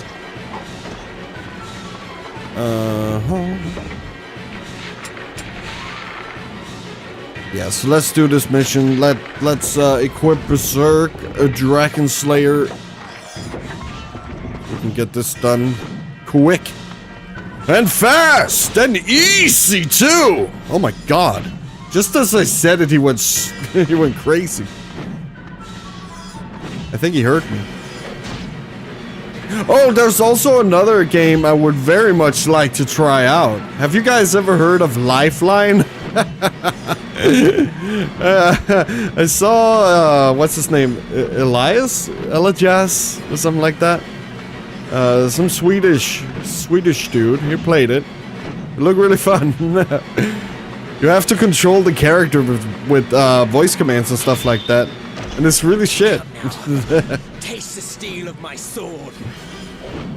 But it's like a fun sci-fi, dark story type universe thing.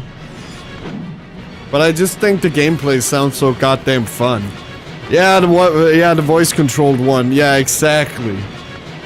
Like that would be such a fun experience in the future.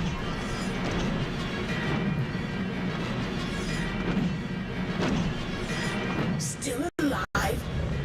And I mean, we have a mic, so it will work.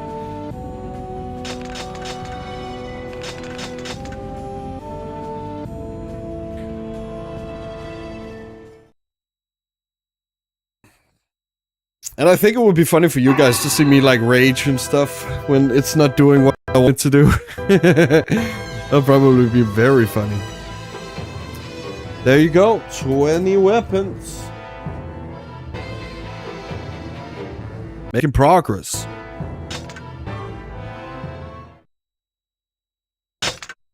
So yeah, that's like a little over 1/3 of the way done.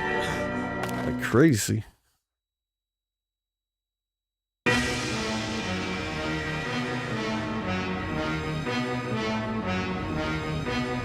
They attack from the sky!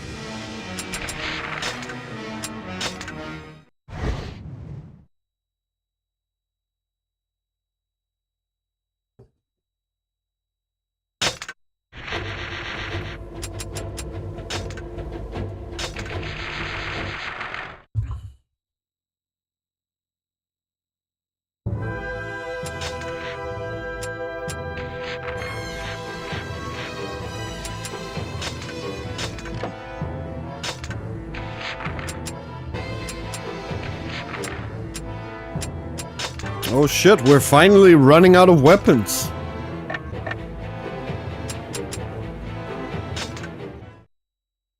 About time.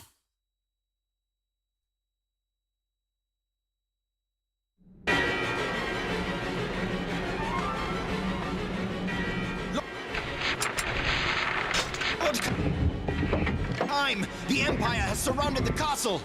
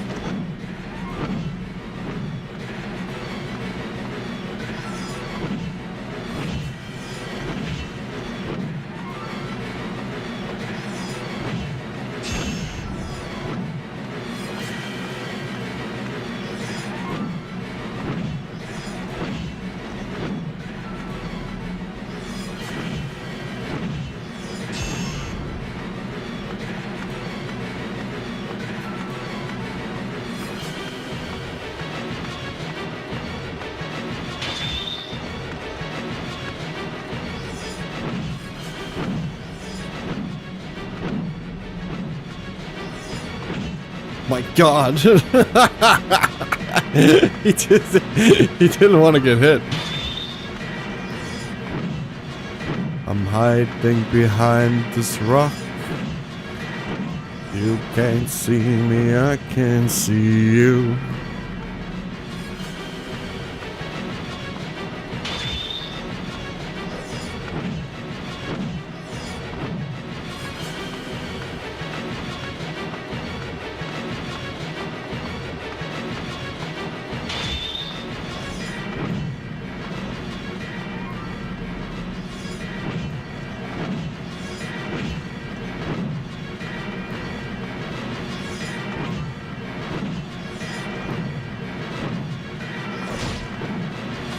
But I also get the feeling that this game is the game that has this grinding experience the worst.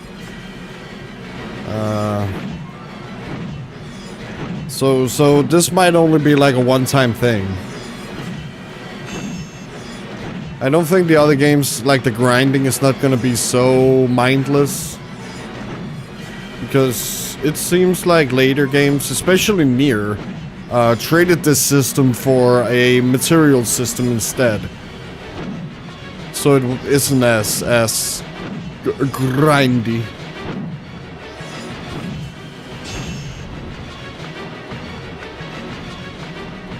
And I don't know if Drakengard 3 is kills. I never saw how it ranks up when I played it yesterday. But I'm thinking it's also materials. It's the Nier team that made Drakengard 3. Sister, I mean the goddess Furii is in the castle.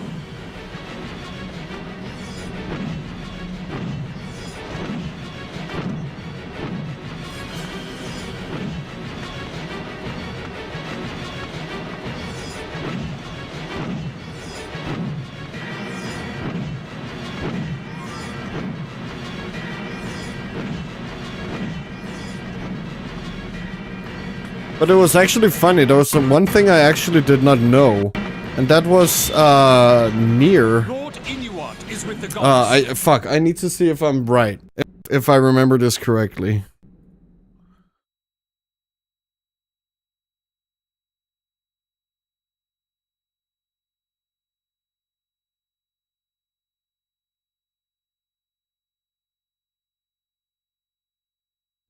Yeah, exactly. The original Nier was actually made by Kavia too.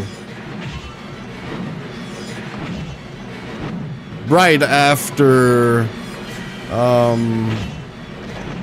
or I guess they were pitching two games.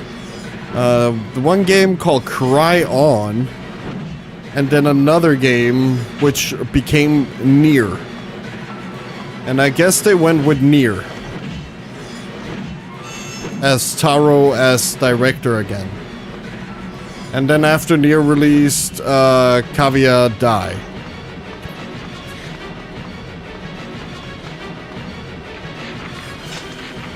Cause the same year Nier came out, Kavia was absorbed by another studio, I think. I think it was Marvelous. And then Yoko Taro went on to use Axis Games to make Drakengard 3. And then Platinum for Nier Automata. The castle's under attack. Please help us. And then Toy Logic for Nier Replicant Remastered. But I don't know too much about Toy Logic, if they are like old Nier developers from Kavia, or if they are like Axis game developers. Because from what I gathered, they do have some connection to the series.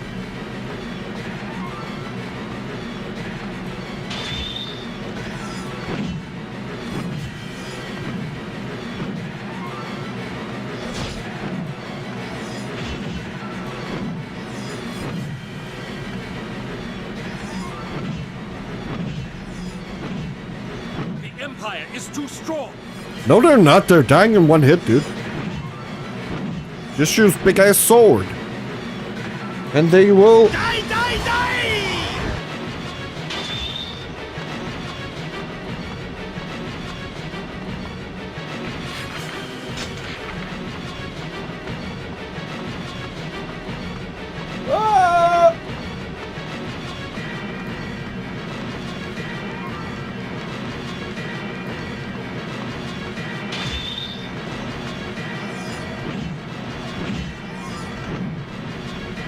Oh, well, what is your... Oh. It's ass. Who would have thought?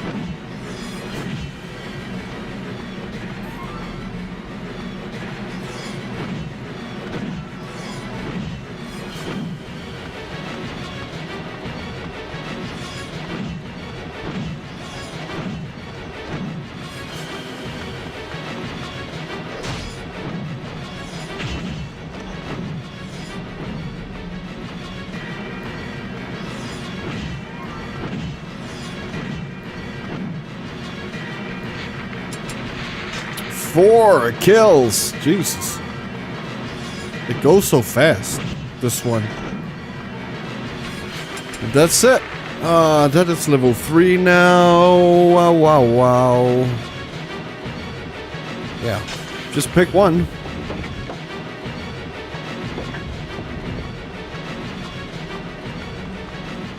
Oh, thank God. Oh, no.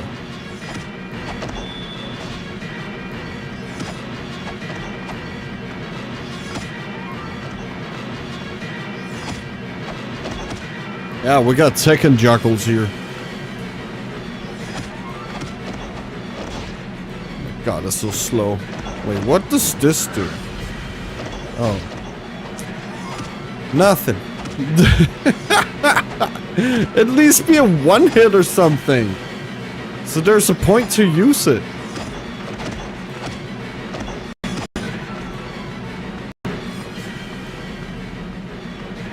Because now we have to run attack everything. Just for to be a little bit convenient. I'm not slow as fuck.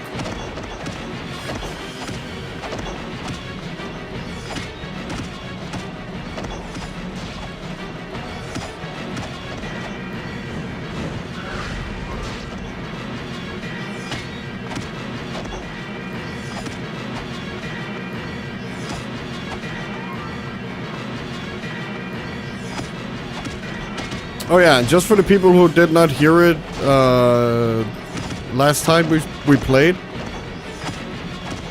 I had heard somewhere that you could not use magic to increase your weapon levels, but apparently that is not true. You can use magic. And you can actually activate another weapon's magic and use that one's to rank up the weapon you have equipped. That's not the weapon magic spell. Like for example, let's say I use this weapon's like magic attack, and then I change to another weapon, and that weapon will rank up instead.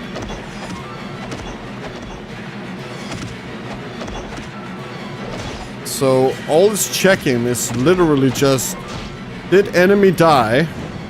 And what weapon did you have equipped?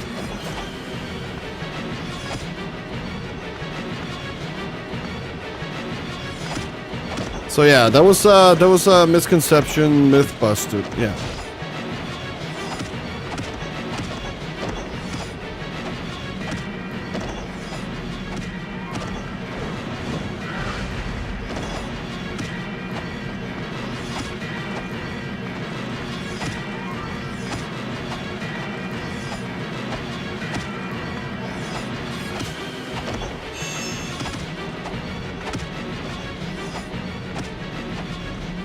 Please don't say it's like 200. Oh my god, dude.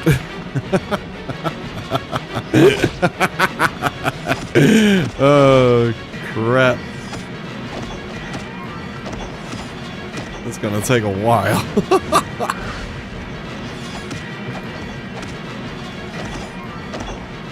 Like, I thought we were done with this after, what's it called?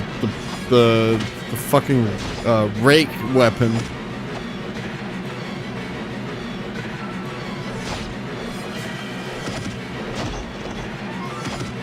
This one is just so little damage.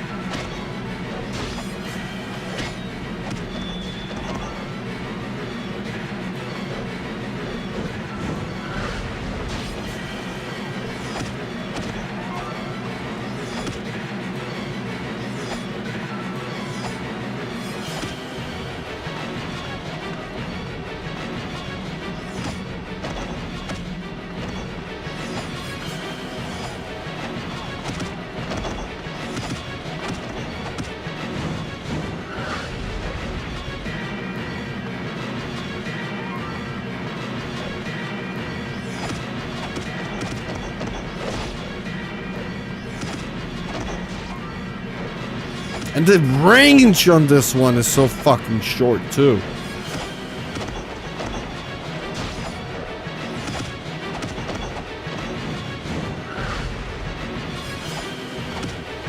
And of course, free hit combo does not help.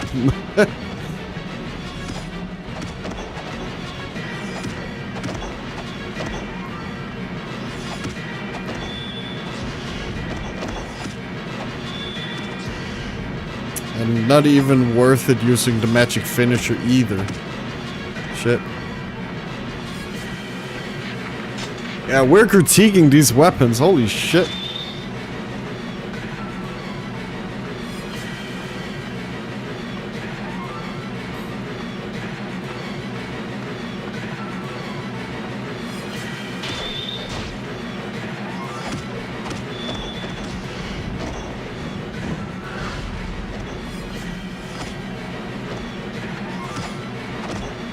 Lifeline! Lifeline!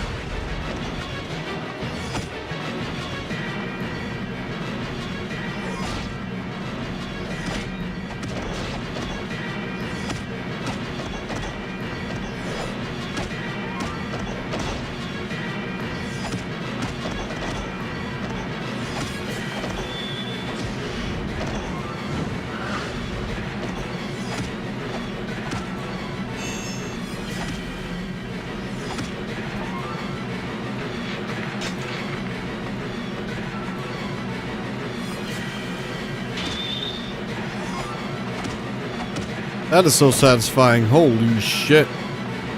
Okay, Kaim, let's go!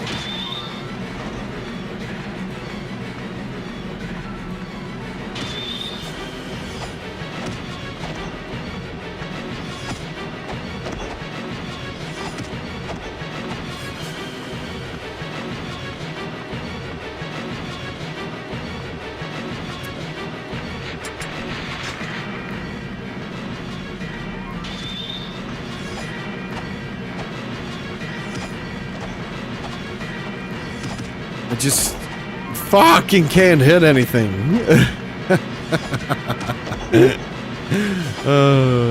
Fucking bullshit. Why do you need so many kills for the weapons? It's a little bit too much.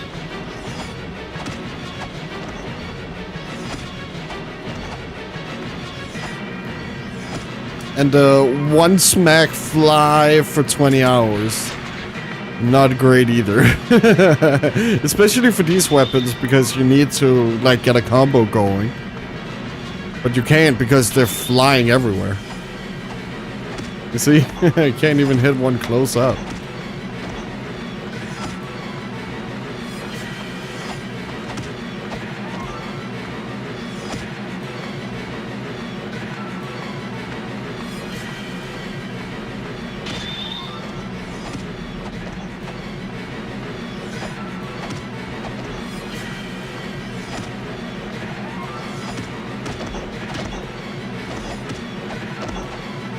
Get off of me! Boom!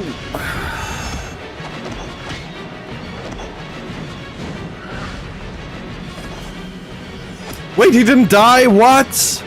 He had like no health. Did he not get hit? How did you not get hit? You're standing right in it. What the hell? It's because it can only hit a certain amount of enemies? But no, that's weird. Yeah, even that guy died.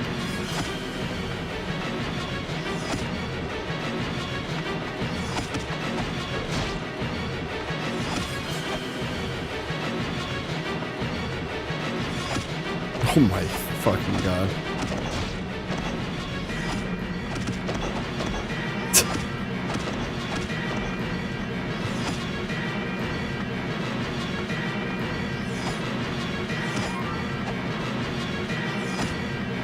Combo! Juggled!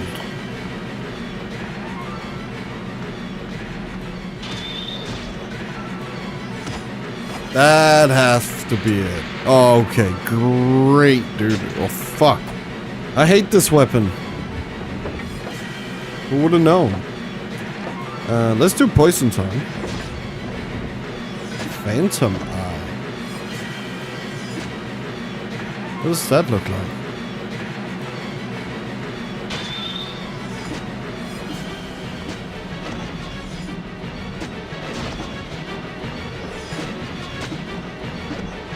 Okay, let's see here. Oh, okay. Not too useful. As the weapon is a one-hit anyway, so...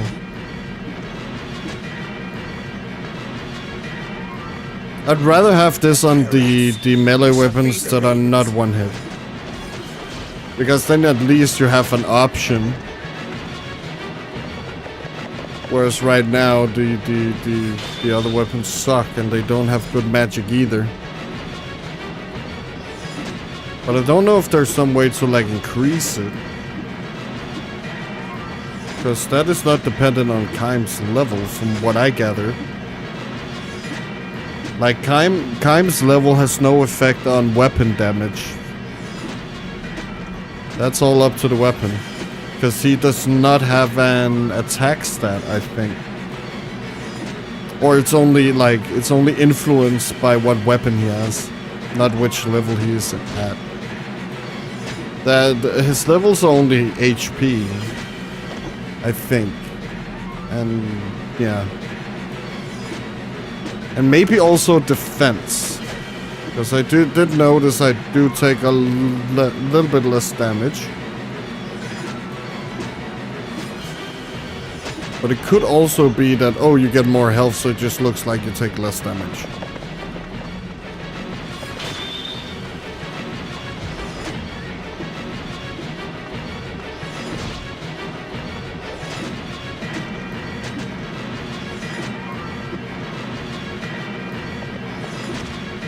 They're within the castle walls. Your sister, I mean her ladyship, the goddess. Footy eye!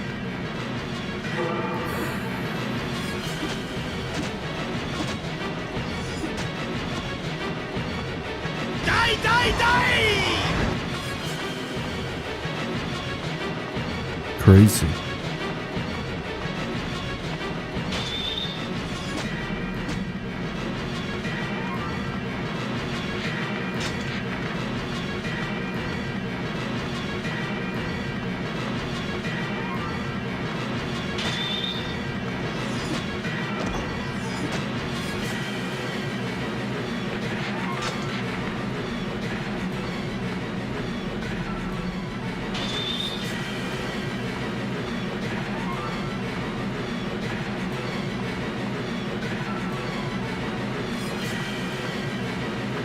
Another successful run.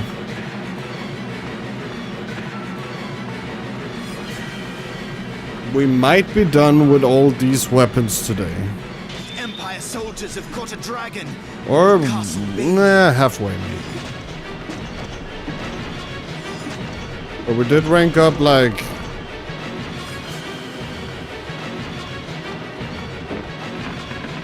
a couple of weapons today.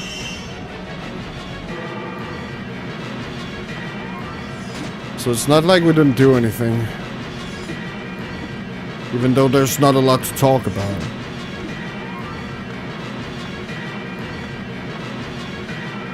Other than like spoilers and stuff like that. But I do want to keep some things close to the chest until we get to that point.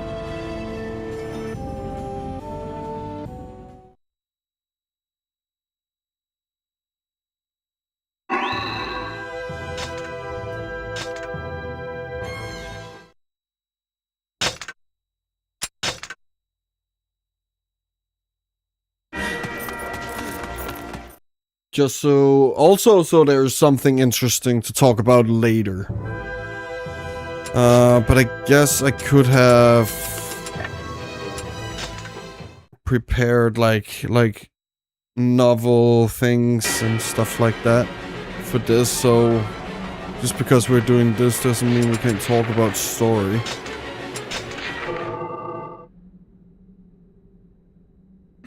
But I guess I have conveyed how I feel about it. Like, I really like this game. I think some of the parts of it are very underbaked. But, like, the story and the way it's told is just kind of next level in a way. Like, it's insane that you can...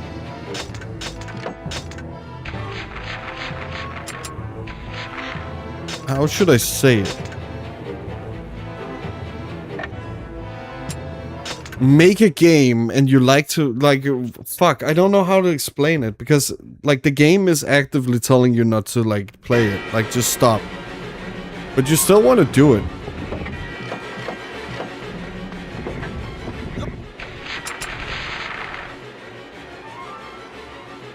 Oh my god, look at that! Look at Hymir's finger. 666 kills. Yeah. Oh, that's funny. The Empire has surrounded the castle.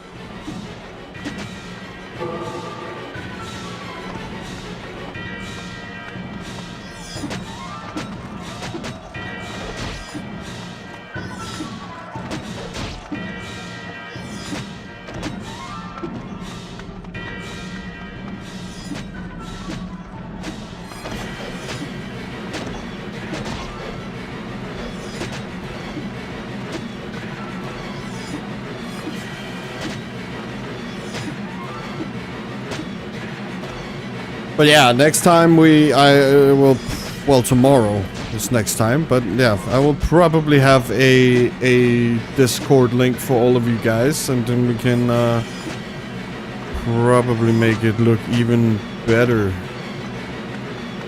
The Empire is too strong. Together. I'll probably also need some mods at some point.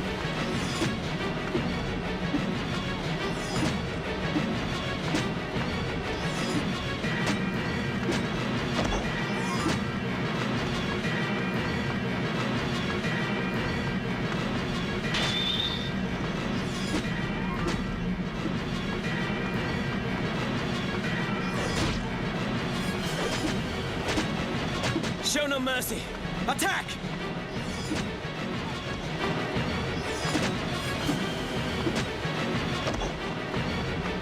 I guess we can figure that out later.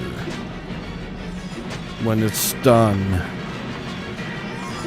I probably also need mods on chat. On YouTube and Twitch.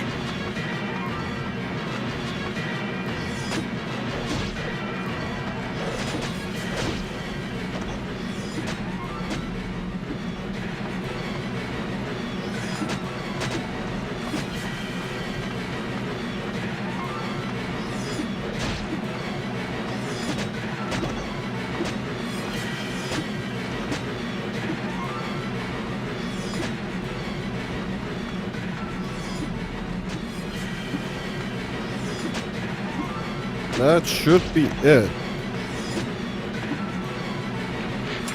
This is done.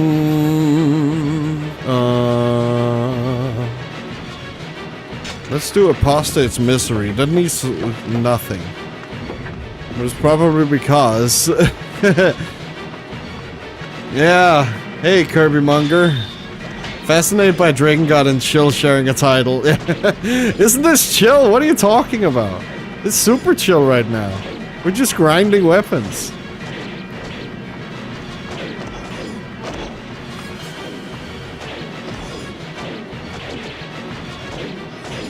And murder.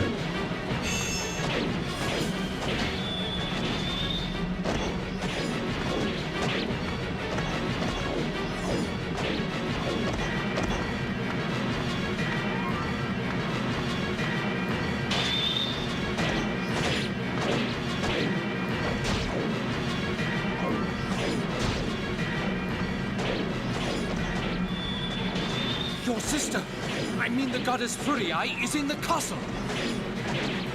And I mean, a lot of people play games like God of War to relax. How is this any different? Sick people. Oh, a tornado! Oh, that's cool. I suppose this is as chill as it's before World Without Song after all. Yeah, exactly.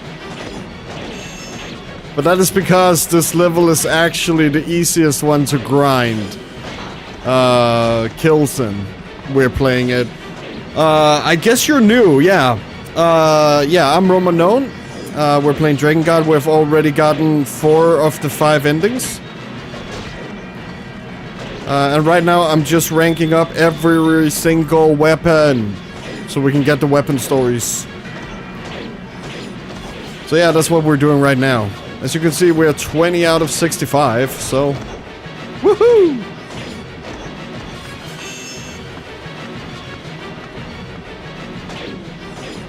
I've been playing for, what, a little over a week now.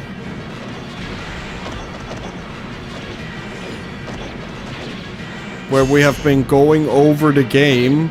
Both the Japanese version, we have also looked at like manual character descriptions. Later we're gonna look at novels and stuff like that.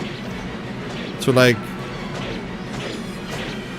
get what the hell they're trying to convey. God of War is about being the strongest guy. Drakengard is about being stuck as kind. Who will not let you leave until you kill every child soldier? Yeah, we've been through that. Oh yeah, and your party members are literal bad people.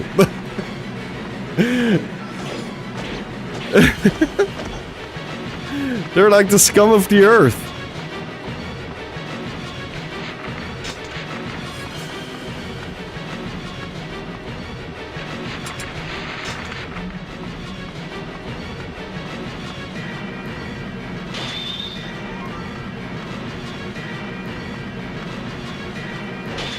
And they even manipulate a little boy into thinking that killing other people is heroism.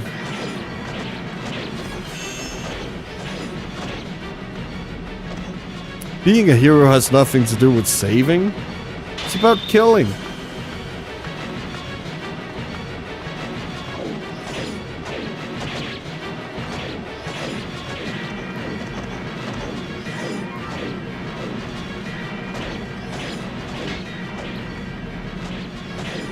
Yeah, I mean, he tried very hard sneaking out every night, masturbating. Yeah, tried very hard, yeah.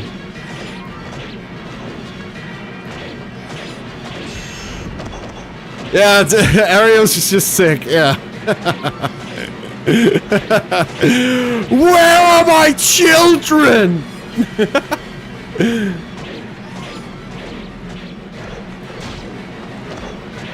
And Sarai thinks he's a small little hero like the storybook. And what does Sarai do? He kills his sister. I want to save her. Smack.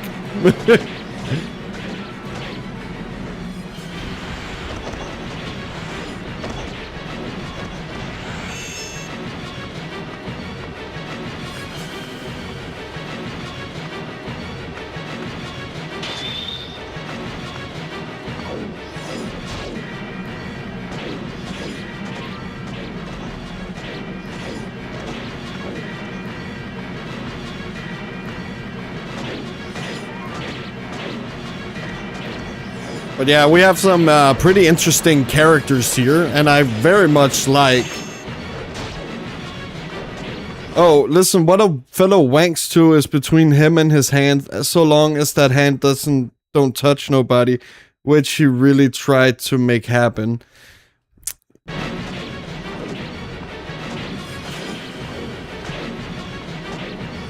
I mean, you're still a pedophile just because you haven't touched a little boy or girl yet.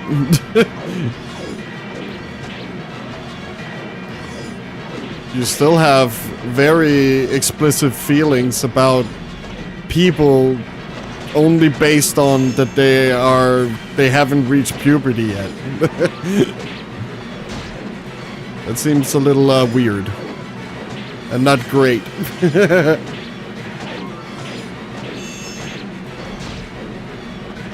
But yes, you could say Leonard is the only one who's really trying not to. But then again, when he hugs Sere before he does his giant explosion on the Watchers or the Angels, he tells him in the English version that he's a fine young lad, but in the Japanese version, he says, "You smell good."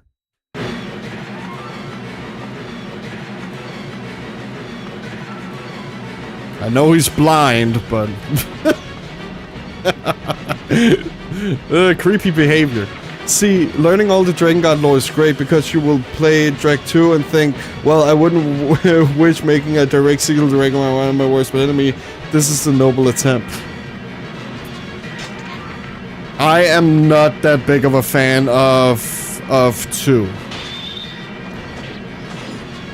I played a little bit yesterday. I had like a off day.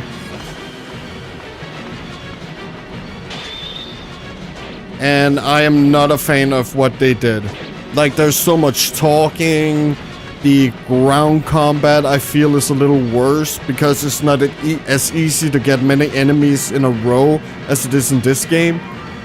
The only thing I really feel like they've improved on is the dragon. But again, the dragon feels like they just did the same as they did in this one, but now it's 60 frames. Now it's running smoothly.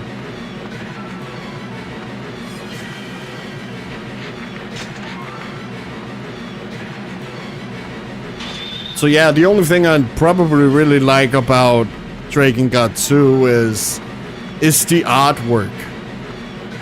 Because it's the same artist.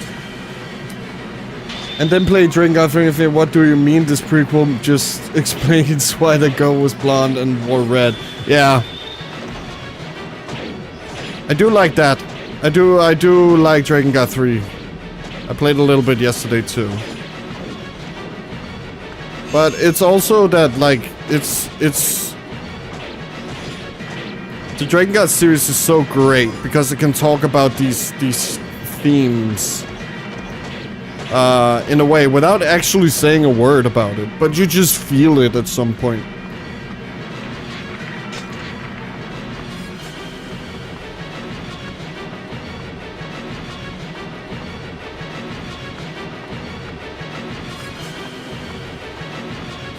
But it was also so sad when Drakengard 1 came out and kind of failed that they demoted almost every like important person from this game to be in lesser roles.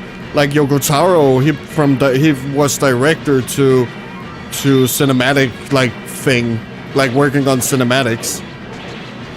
And the guy who did this amazing music, he was demoted to sound effects.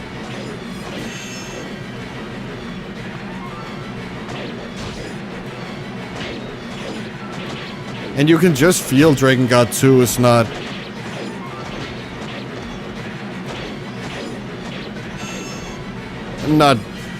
how can you say that without being really offensive? Yeah, it's not as competent as this game. Also in the way the story is told and everything. Love you, Drakengard. Love video games that feel like nightmares. Yeah, me too. We are kind of going through every single Drakengard game on this channel right now. So if you find that interesting, you could consider subbing.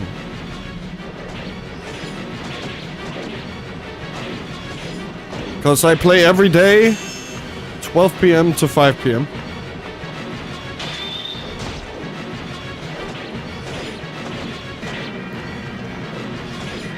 Oh, and we also looked at Song, the Growing Wings Exhausted, and did like a comparison between the English version and the Japanese version.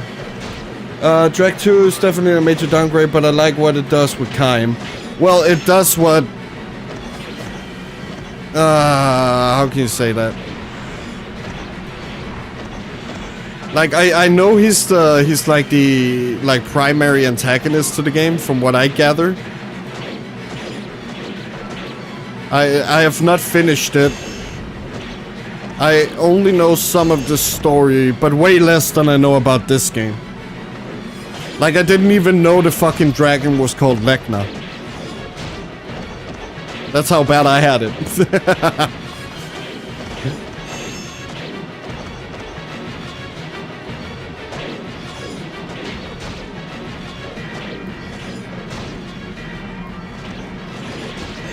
But it's not to say that Drakengard 2 is specifically a shit game.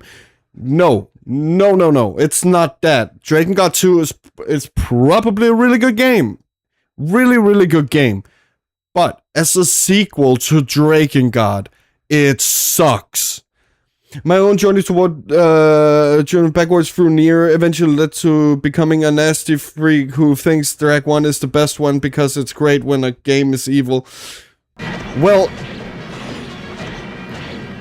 from Kaim's perspective, like this is what I really like about Drakengard 1 and its protagonist. Kaim thinks he's in the right throughout the whole game. He thinks he's doing justice. He's getting revenge. But as it turns out, every time Kaim does this, the world ends. And we see that from the endings. There's nothing he can do if he continues down this path. The only good thing that could happen is if I shut off the game. Because then Kaim would not kill anymore. And waste his time on needlessly killing every single goddamn enemy. And maybe he could, like, save his, like, country and sister. And I really love that narrative. Hey, Natsume! Yeah, almost halfway! From Kaim's perspective, anything from the Empire was born to be reduced to some kind of reddish pulp. Yeah, exactly!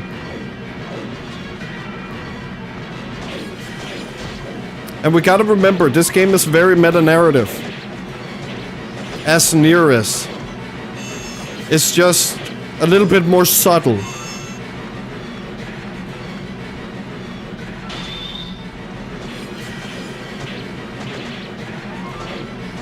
And this game's major theme is killing, or the act of killing, and why do we kill?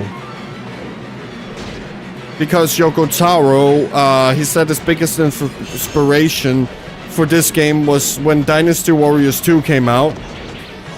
He noticed that people had these insanely large kill counters, and asked the question, why is this the way that it is? Why is this fun? And there you go, that's Drakengard. That is literally the theme of Drakengard. Yeah, Kaim constantly killing as an excuse to save his sister is a huge part. Exactly, Natsume. And that is where the game really gets interesting, when you really look down deep into it. And we as a player also help Kaim in fulfilling this goal. Even the game is yelling at us throughout the game, characters are yelling at us and Kaim saying, please, no, please, what is the point? And I think it's ending C, where you have to fight Angelus. Where Angelus screams at Kaim to just stop killing. But what does the player in Kaim do? I want to play more. I want to have more fun, right?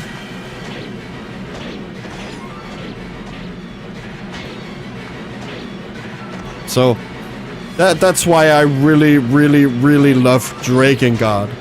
And I can look past all the flaws just because of that. Because there's so much under the surface.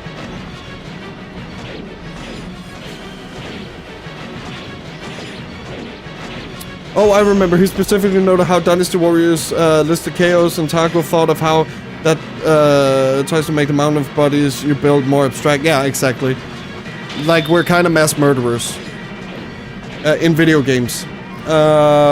I find this game's meta-narrative about violence works a lot better than Spec Ops: The Line, which was praised for it. Yeah, me too. Me too.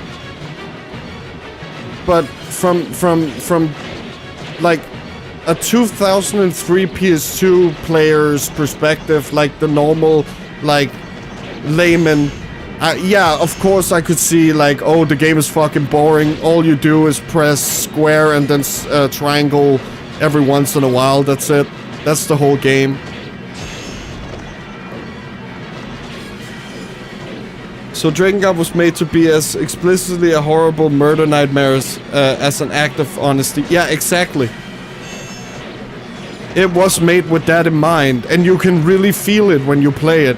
Like, I can really see how this leveling up weapons is gonna make me not want to play this game for a while after. Like, I'm just done with murdering, you know? Mainly because at no point is the player shamed or agency removed from them for the violence, but the character talking to Kaim makes you think. Exactly. Angelus is very opposed, as is Verdelay. Leonard only becomes concerned about Kaim when he starts killing the children. And Arios is just crazy. And Serai also says that you can't do it, but then proceeds to do it himself.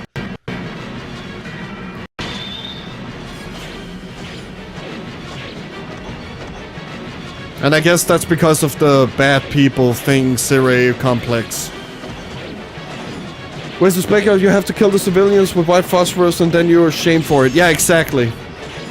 Yeah, I remember that scene. It was so good. I really like Spec Ops: The Line. I don't think it's as good as this, but yeah.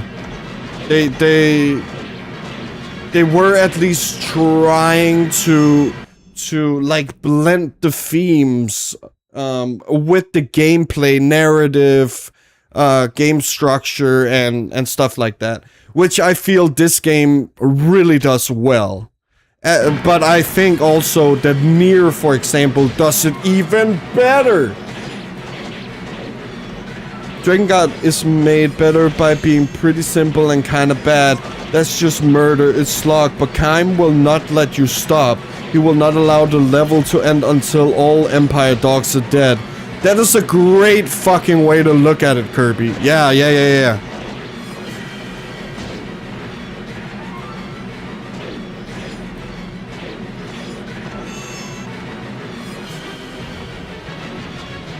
But yeah, it's such a great game to talk about, and I'm very excited to also talk about Nier when we get to that point. Because it does what this does just 100 times better. It's insane. So are you just going for all weapons, or are you actually trying to level them up? Oh, no, we are leveling up all 65 weapons to level 4.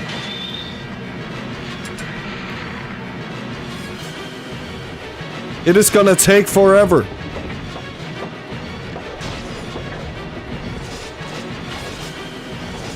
And for anyone who doesn't know, You only need to find all 65 weapons to unlock the last ending.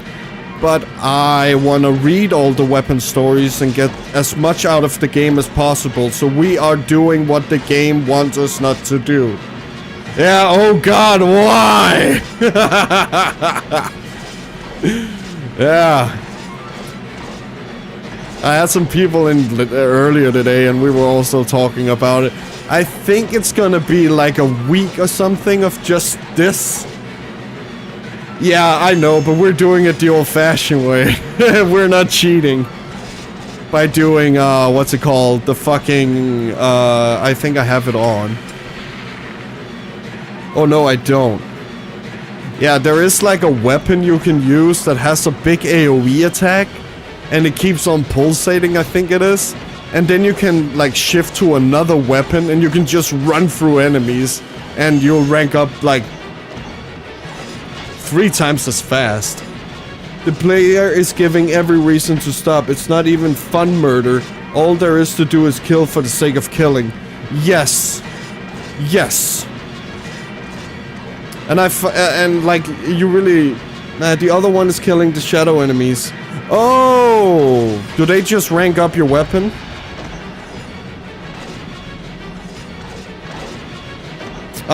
But it's so interesting to see like a game that really like scolds you for doing stuff like this. They're within the castle walls. Your sister, I mean her ladyship, the goddess. Yeah, if you kill them in time, it artificially adds kills to your kill count for the current weapon. Oh, okay. We might try that. I don't know how slow that will be because this is actually not as slow as some would think. Shave the grind in half. Oh, okay.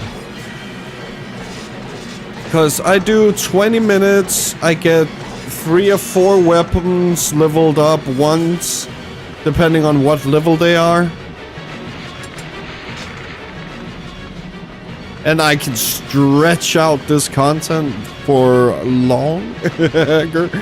Just gonna find out to trigger each one, that's all. I think the one in the forest stage is the easiest. Oh, okay.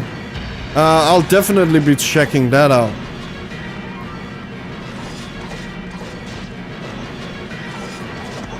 I just don't think I did try some of the shadows, but they were very difficult. They had a lot of HP.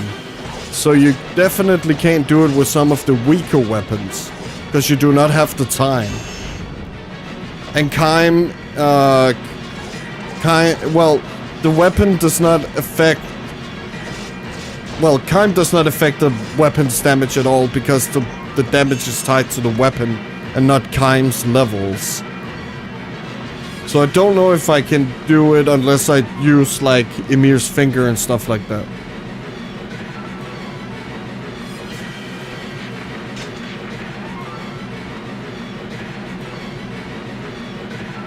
But goddamn, yeah, the meta narrative of this game is fucking brilliant, and like like you guys said, like it is so like I've been describing this like ground sections as underbaked because we know that these sections were made late in development as like something else for the player to do, and because Taro became the director at some point. But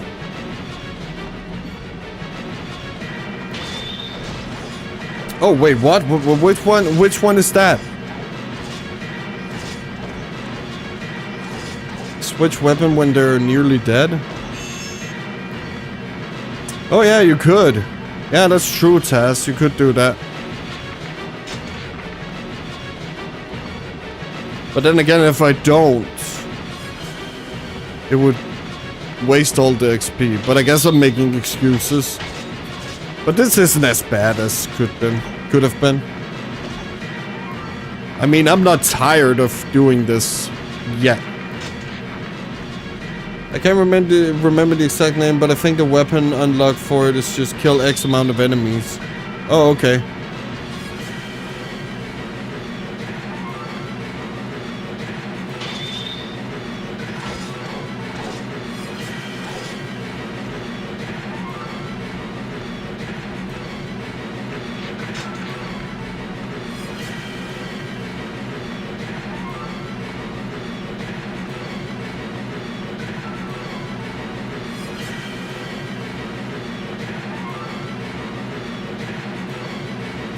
Oh, but I did find a very good map. I think it was a story map.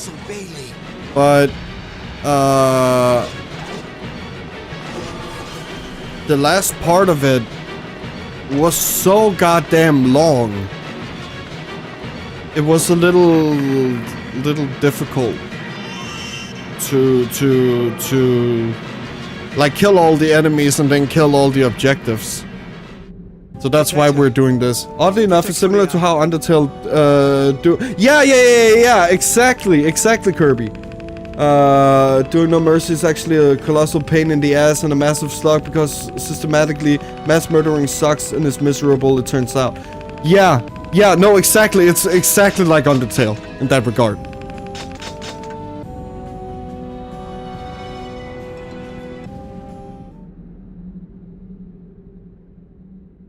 But in this game, you just can't go against what the game wants you to do, you know?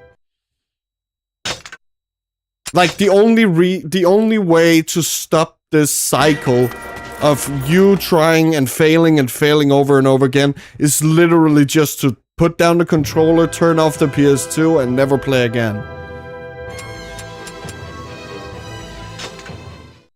My favorite comment from Toby Fox was, man, I hope Mother 3 never gets localized, because then everyone would know how much of a hack I am.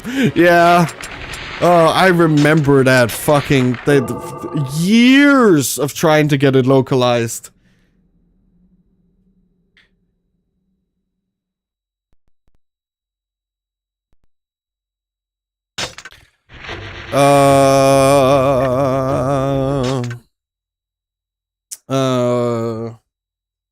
Okay, I'll see again. The Drakengard.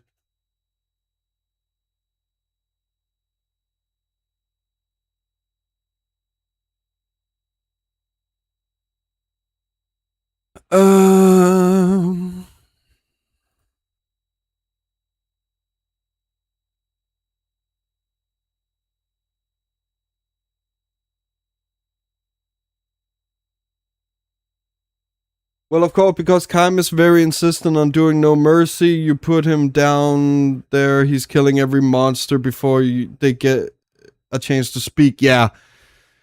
Probably, yeah. Kaim would not be happy about that. Well, all I can see is people saying that this chapter is the best chapter to do it because you can rank up 3 weapons, 2 or 3 weapons each run.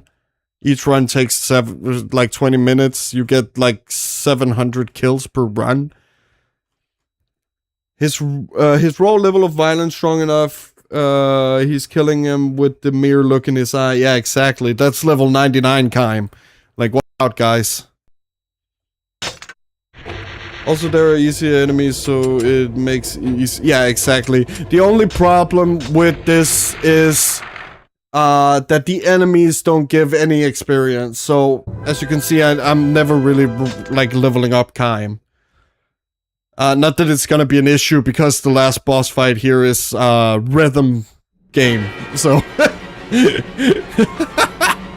so none of this matters. Like, the ultimate... And that is also so goddamn funny about this game, is that the ultimate challenge... It's a fucking rhythm game. It has nothing to do with your levels. It has nothing to do with the weapons. It has nothing to do with the killing part. So all you have been working toward is nothing.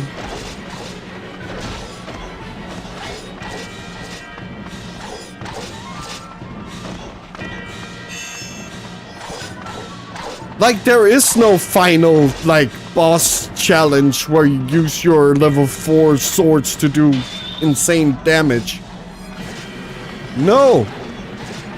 It's a yeah, there's a really good video, by the way, that challenges the idea that ending E is a joke ending. Well, I think for Taro, the joke in it was the Evangelion references. I think that was it. Yeah, there's literally no outcome that like is good for either Kaim or the player.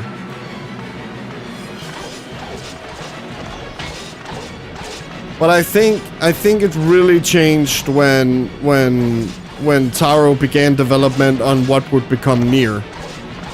I think that's where he like, oh yeah, no, now it's not a joke ending anymore. And I also feel to that point, Kirby, that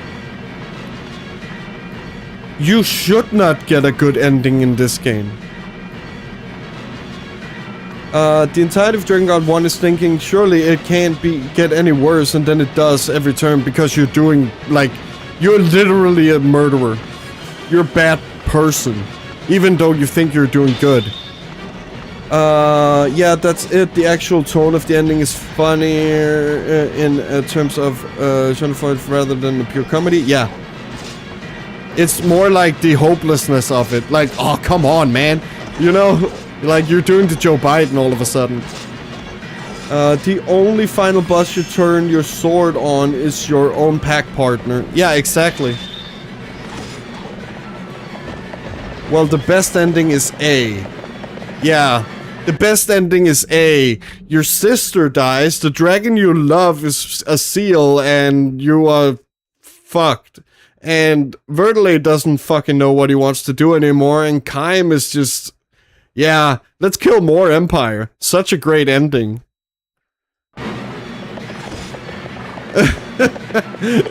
But yeah, you can argue that is the one where the world does not end. If ending E is a joke, it's a joke at the player's expense for expecting there to be any sort of good... Yeah.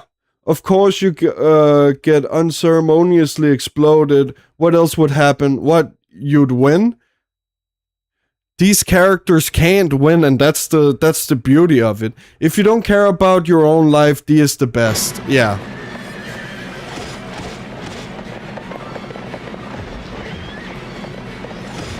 Well, one could argue that every ending is actually a good ending because the bad guys are actually killed. Like, ending D would then be the best ending. Because everyone dies, except Kaim. And Angelus, I guess. No, they died too. I think. Oh, fuck, I can't remember. Also important note, being a seal puts Angelus in constant agony, which Kaim is aware of at all times. Yeah, exactly. And Kaim already went through this because of his sister. Like, oh my god, I love Footy Eye's story. It's so tragic.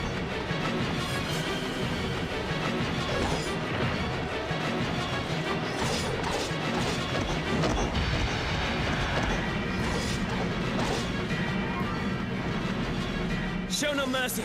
Attack! It is such an interesting universe. Like, I don't understand how you could actually, like, think of something like this and then execute it as good as you did. Like, what Kaguya and Yoko Taro and all the people who worked on this game did is just incredible.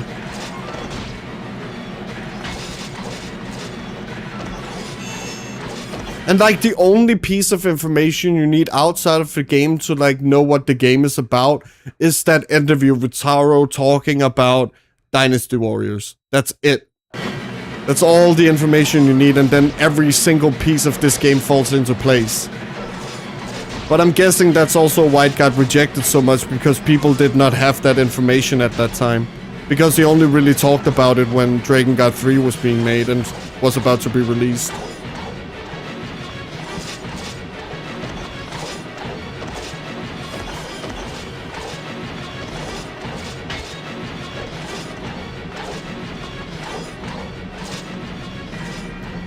We asked Furia how she felt about her brother, and she said, "I don't deserve to live. You must."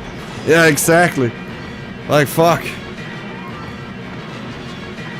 And her feelings for Kaim and everything, and I became a big fan of Exhausted. Not Growing Wings, but Exhausted is really good. Sukiru? Yeah, Sukiru. Yeah, I think it's called Sukiru.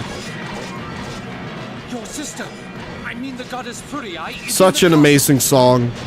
And the implications, both for ending B, but also ending, what is that? Ending D. I think it's D round. Where we actually get told about her feelings for Kain through Mana. And the song really like cements it, that she's only thinking of him.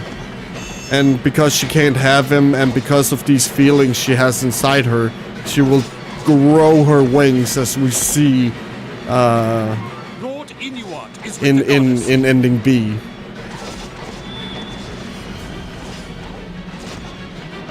And that is why she takes that form, or the song is hinting toward that is the reason why she has that hideous form, because that is how her heart looks.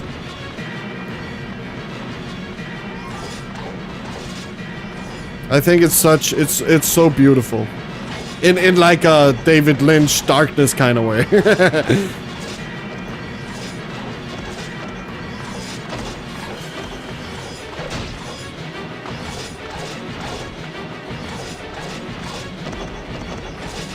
I have such mixed feelings about Drag 3. In isolation, I think it rules hardcore and is fantastic piece of art. As a prequel, I want to throttle it and strike it with hammers. Yeah.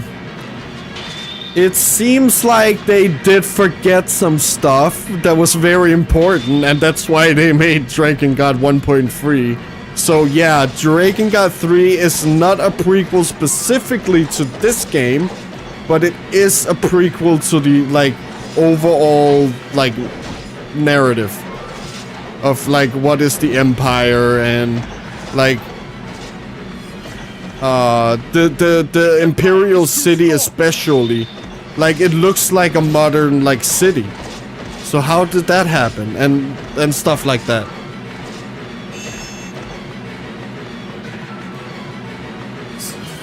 So it also, like, it seems like a prequel to Drakengard, but it also seems like a sequel to Nier, which is crazy. I just wish that they had thought about connecting it to Drakengard 1, the game, and not Drakengard 1.3.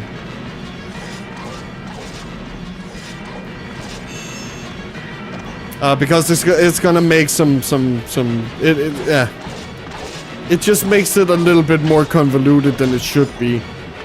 But I'm guessing that most of the background information we hear in Drakengard 3 is also true to this game. Either way, so we are still getting like a Drakengard prequel, even though it's not specifically this branch. Incredibly funny to introduce a G-Man style outsider observer character interfering to make things go a certain way, but she wasn't in Drake 1. I think Kaim scared her. Nobody can scare a court. Nobody can scare a court.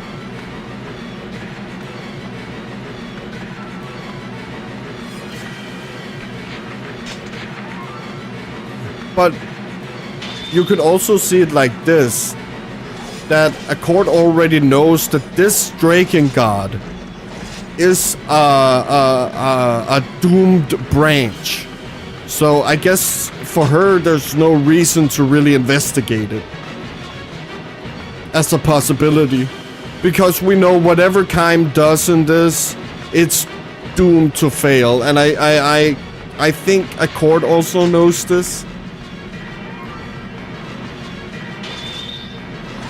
But it would be very fun to maybe get a like a remake or something with all that 3 and everything did, so we could get, or like we make a remake of Drakengard 1, but we introduce some of the elements of 1.3 into it. Like, she'll sell 0 items and make sure near happens, but looks at Kaim and says, I don't know, that's scary, despite the fact, like, very specific things need to happen for near to happen. Yeah. But who knows, maybe the 1.3 Drakengard universe also ties to near. We don't know if that is a possible branch in that time. Or in that branch. That it's never really been stated.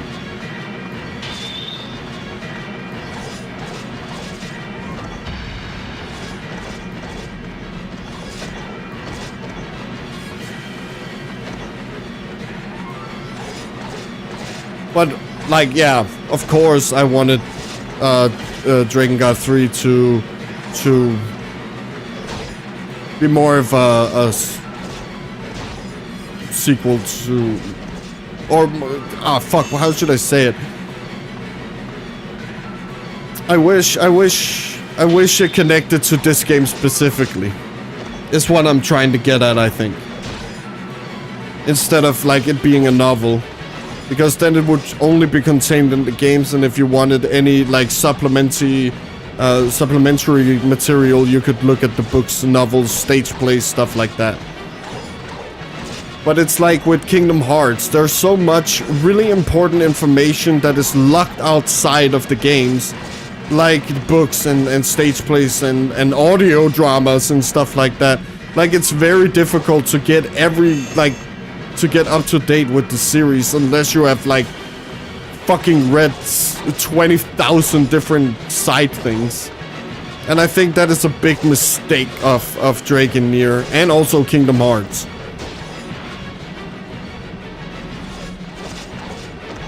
Because as many people did not understand about Kingdom Hearts, for example, was that the spin-off games was actually as important as the mainline games for some fucking reason.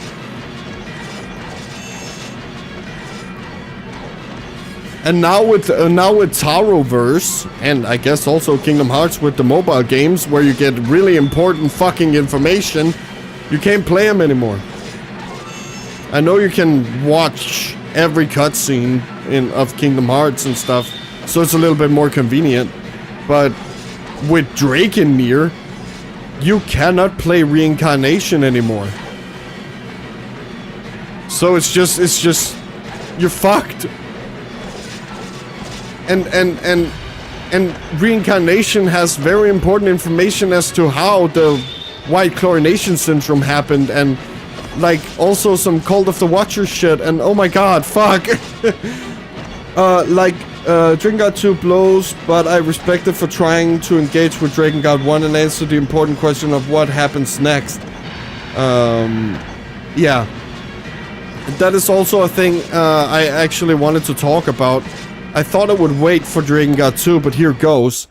In the opening of the game, it actually shows different branches that could not have happened for Drakengard 2 to happen, because Drakengard 2 must happen after ending 1 or ending A. It cannot happen in any other ending. And that is also a little weird because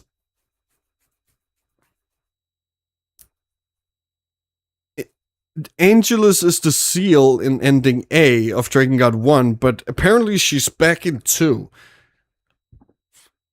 I do not know how it works yet, so I will not say it's bad or anything, but it's just weird. Kaim should be the only one. And it also, wants you to have all the party members from the first game, but you can't really do that in ending A, so it's weird.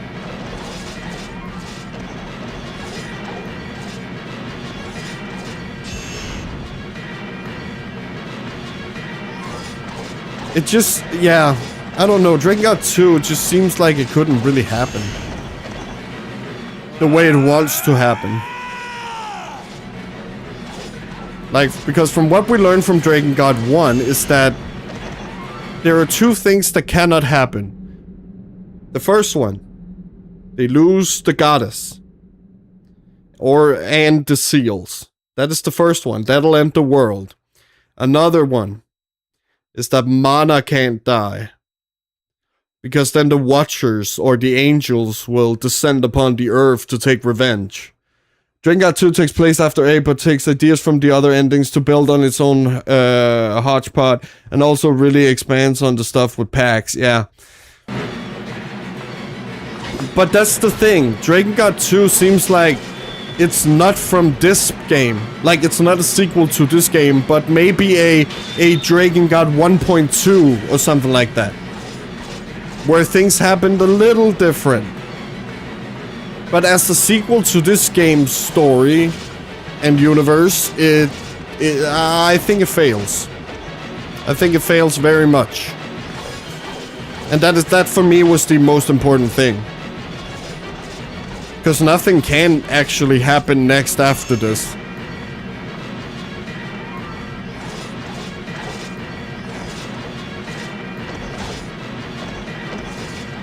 And the whole Noe and being Inuad and Furiai's son is also a little weird.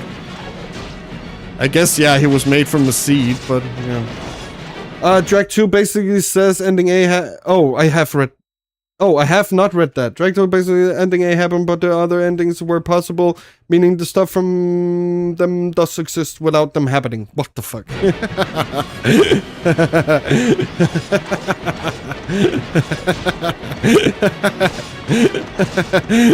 Like, I want to know which drugs Drakengard 2 is on, and if it can maybe share.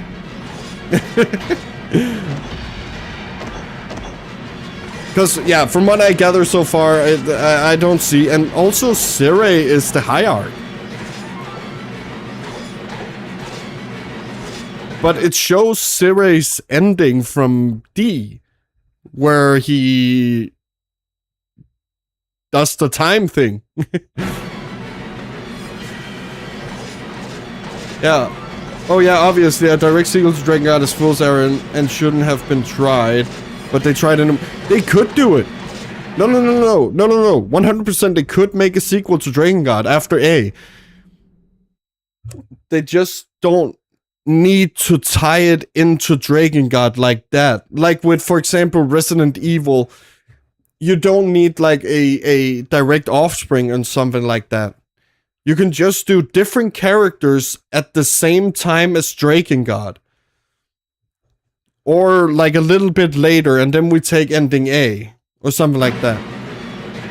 But making it like they did, where like, oh, every single part of the first game is like... how could you say it? It takes too many liberties, I feel. But I feel like there are ways to make a sequel. I mean, they did make a good sequel to Drakengard. It's called Nier, actually. There you go. there you fucking go. Nier is the direct sequel to Nier. Drakengard is the Nier is the direct sequel to Nier, to Drakengard. Fuck. I can't say it. Dragon is the prequel to Nier. And Nier is the sequel to Dragon Dragoon.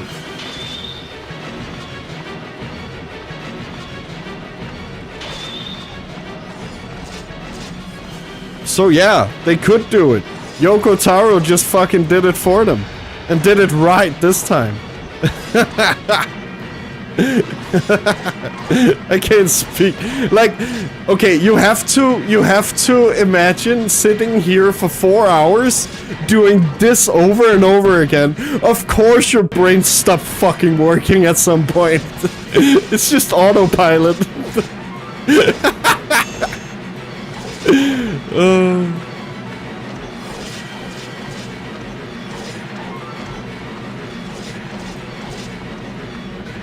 And I would imagine the only reason why it's called Nier is that the name Drakengard 2 could not be used.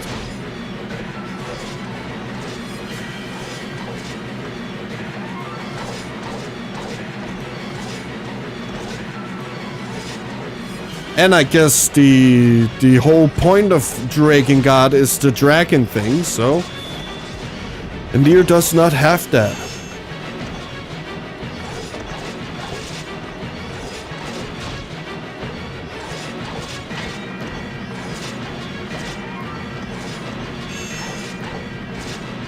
I wouldn't say that Dragon 2 is that off base. It says ending A happened, but series still exists and the evil dragon plotline was real. They just didn't get to do it in one. Angelus is the seal.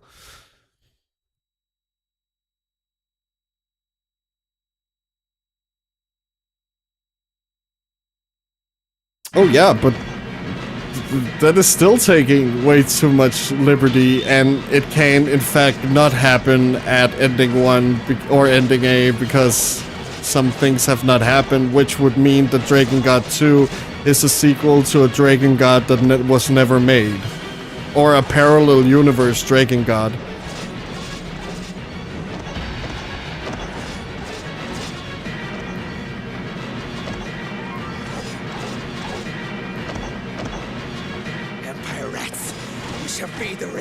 Because no matter how you look at it, Drakengard 2 cannot be a sequel to this game. It can be a sequel to an alternate event of this game, but not specifically this game. As the events does not happen as the sequel says they do. And I generally love that 2 does with Kaim when he attempted to live better, but the second it went poorly, he dropped it to get his dragon out of the agony because she's all he had left. Ah, okay. So that's how it happened. Okay, nice.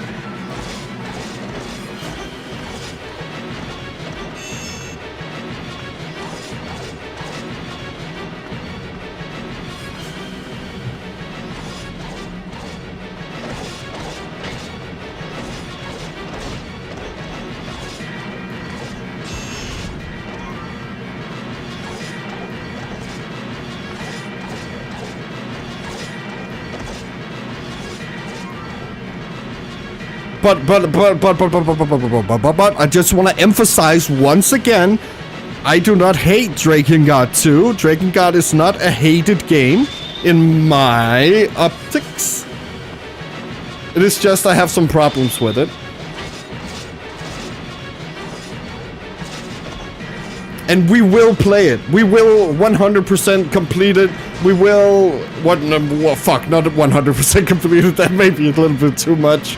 But we will do the same we are doing with this, where we go through the whole game, we watch every ending, we probably rank up every weapon to get every weapon story, because now I know it does have that. He took Mana in and tried to help her live better, but a few years in, she lashed out at him once, and after that he went, fuck everything, I just want Angelus back.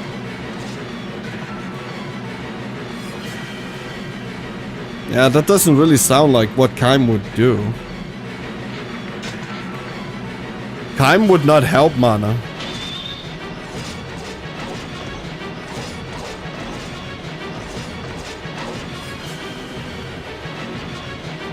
Not unless he was really like someone like, you will not get any candy for 2 weeks. I think maybe then he would do it.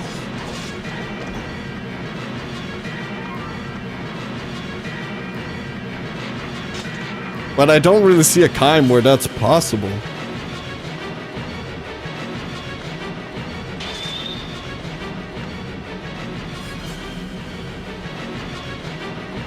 Not from what we learn in this game.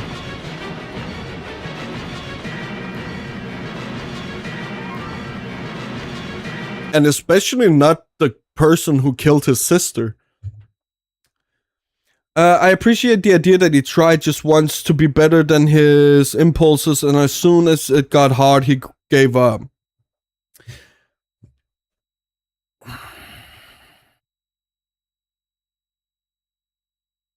Yeah, but I would imagine that killing all these people is also very difficult, and he never gives up.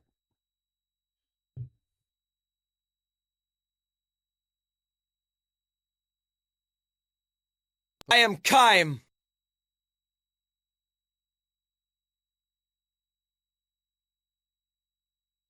But no, I do understand what you mean.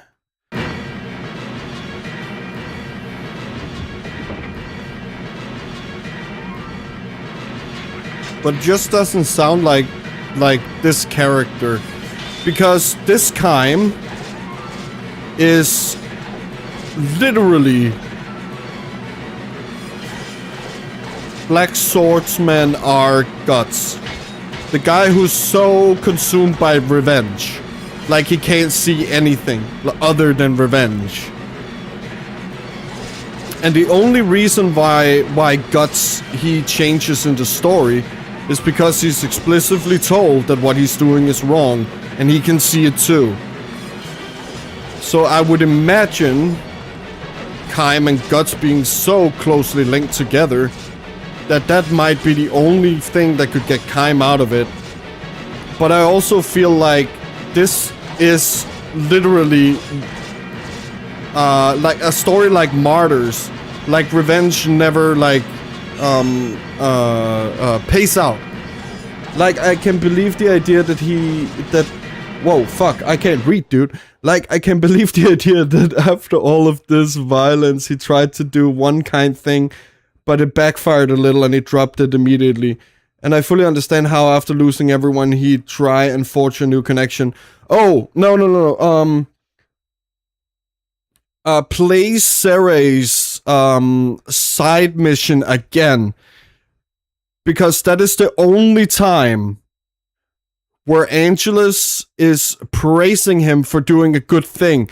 She says to Kaim, isn't it good to finally use your sword to help someone? And after that, he does ending D, or no, oh shit, he does ending E, where he tries to help and save everyone, and what happens?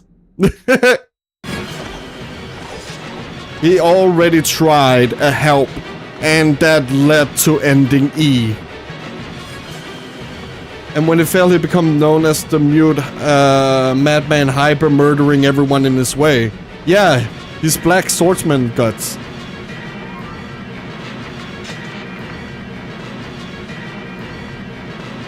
Oh, sorry, just to say, it's been so amazing talking and everything. Thank you so much. Government Drake 2 is after A, so Kaim never met Sarah. Yeah, exactly. The Empire soldiers have caught a dragon in the Castle Bailey. There you go.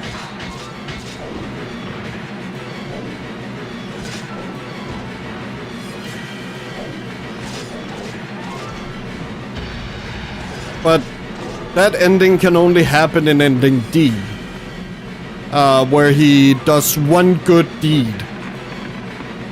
And it then carries over to ending E. So yeah, I guess he would never have done that in that timeline, but if all the timelines are combined in Drakengard 2, why can't that part not be part of it?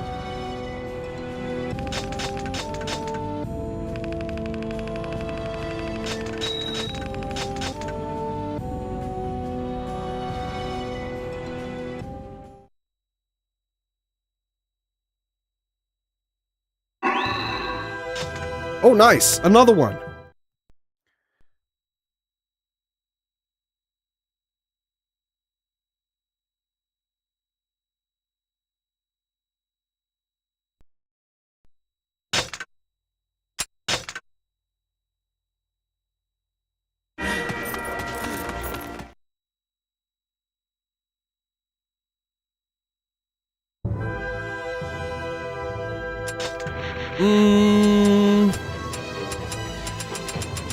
Oh, there you are.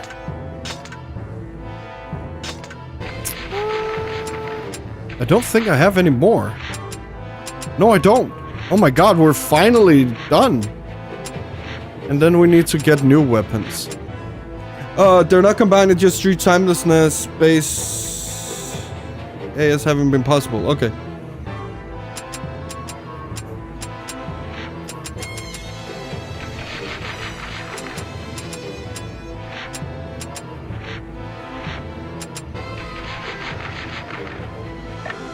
God damn!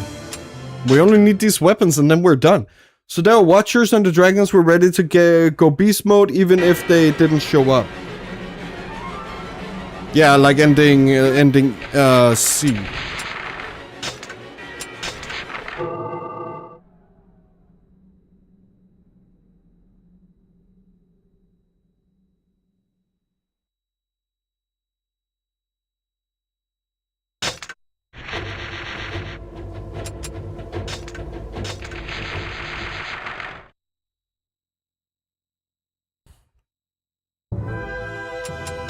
But I need to read more from the developers and stuff like that to really formulate an opinion. I'm just really like thinking that I'm just thinking those thoughts because I'm going off the information I've learned from this game and not the sequel, of course.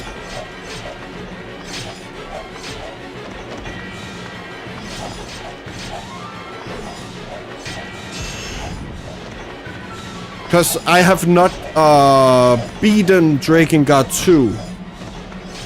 I only know some of the story elements. Also, I've seen videos and I've learned some stuff from chat.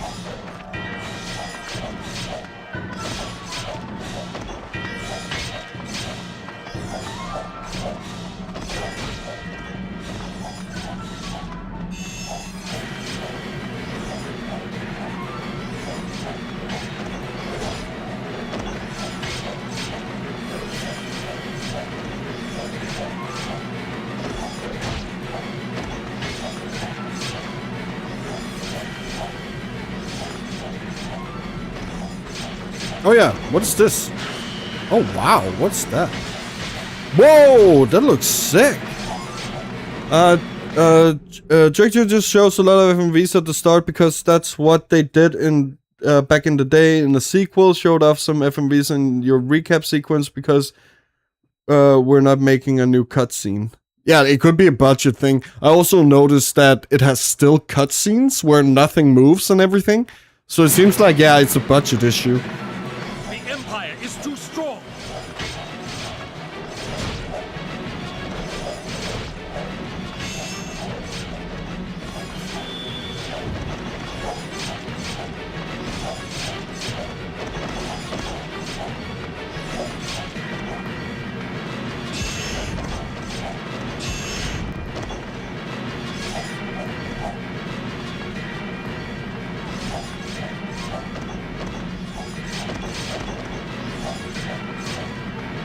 And I just want to say and make this really clear.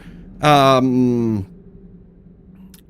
just want to say this because I don't think it's a prerequisite to know, but your opinions are just as valid as mine. There's none of that like that here. You can think and say what you feel and want, and we listen and we don't judge. You know. Like, I'm a 90s kid where everyone fucking spoke to each other, you know? Like, I'm ready to get challenged. And like, having my views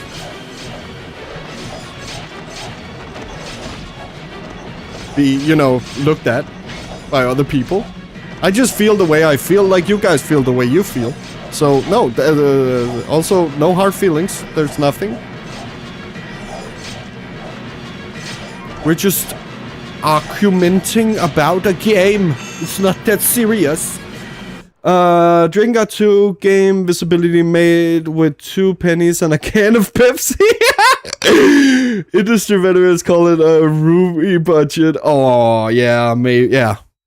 Oh, yeah, we're just discussing art. All there can be is interpretation. Exactly, Kirby. I'm not that kind of channel. I just wanted to make sure we were all on the same page here. We are just here to have some goddamn fun with video games. Because we love them and are passionate.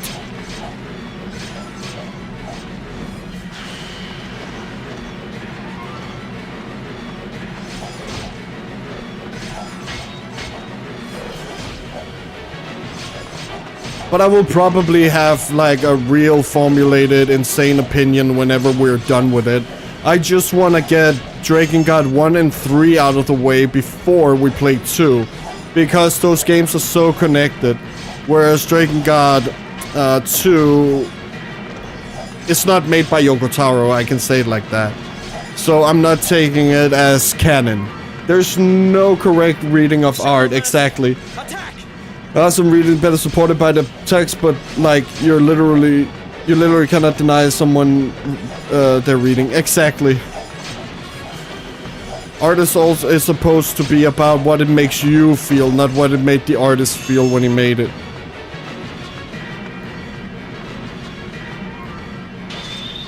And that's what's so great about art. Your sister, I mean the goddess Furii, is in the castle.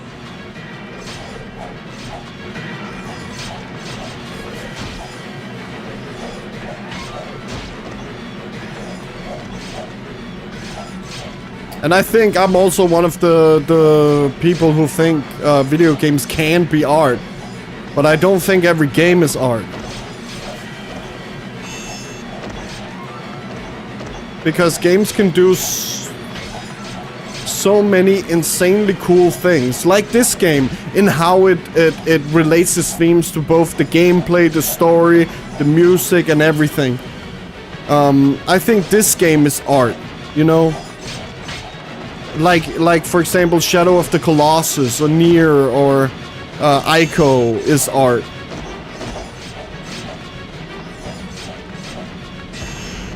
And Drakengard makes people feel icky and dissociative because it's some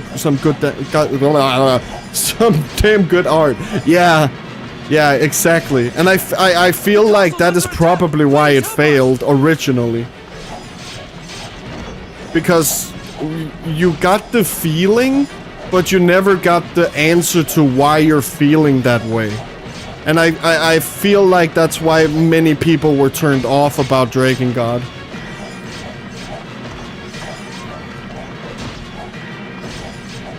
And then later when people actually started to like analyze it, when the nerds came, you know,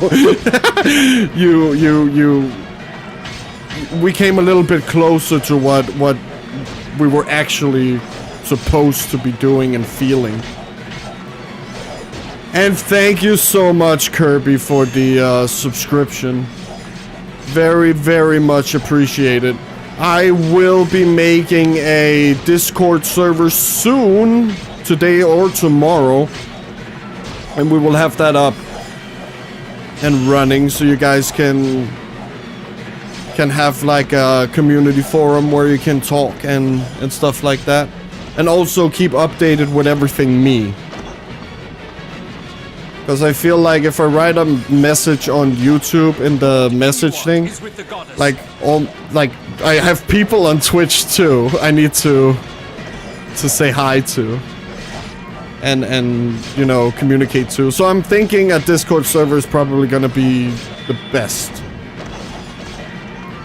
Gamers are posers and jumps who want games to be fun and other boring shit instead of artistically interesting and thematically challenging. Yeah, exactly.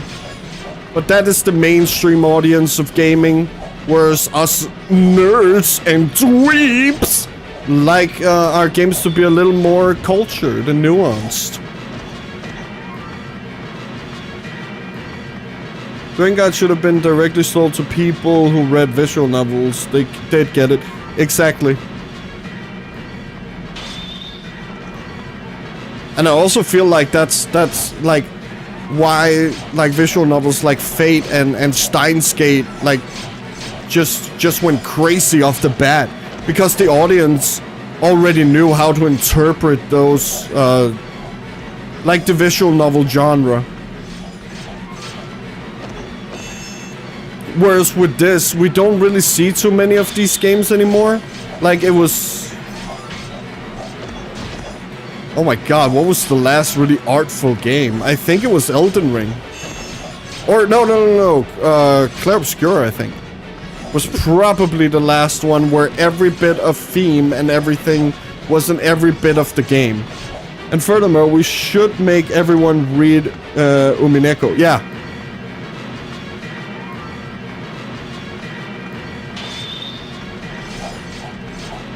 If that's what I think it is, I agree. That's the Higurashi spin-off, right? Yeah. That's the Higurashi spin-off. And the music in Yumineko is so fucking insane too. I fucking love that. The fucking techno with medieval music, kind of. Such a great vibe. Holy shit.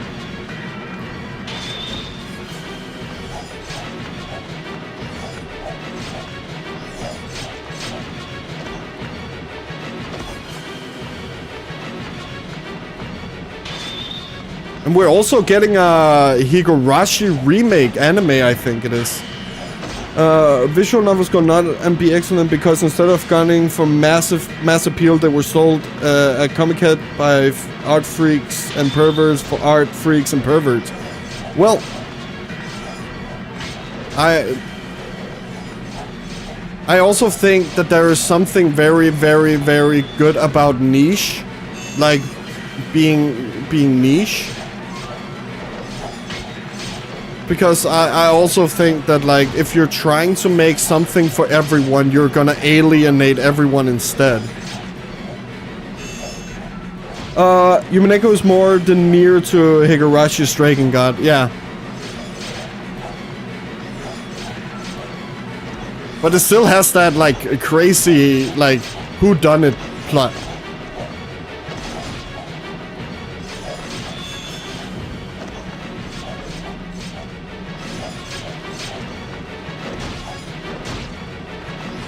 Like, it still carries, like, the same themes and everything, which is cool.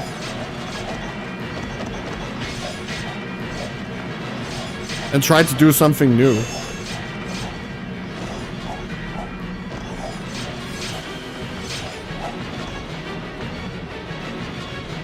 But I really need to play Yumineko. I have not been fortunate enough to do it yet. Fun fact, because you had the idea for Yumineko first. Okay. But made Higurashi first as a proof of concept. Oh, that's sick. Yeah, that's sick. Hey, did you also like Silent Hill F?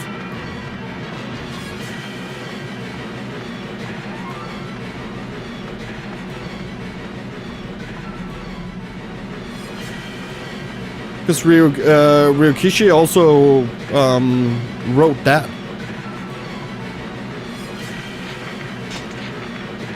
And as someone who's read all Yumineko and most of Higurashi, I can really tell Higurashi was the first draft mother of God. Whenever I think of Higurashi, I always think of the Chinese censorship where every bit of blood is white.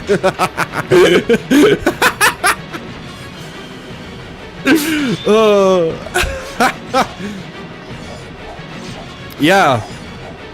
I did not like the gameplay as much because I'm more of a survival horror freak.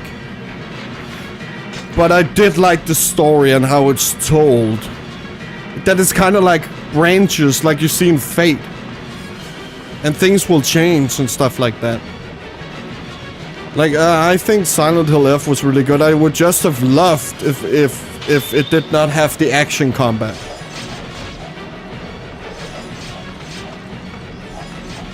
And devil triggers.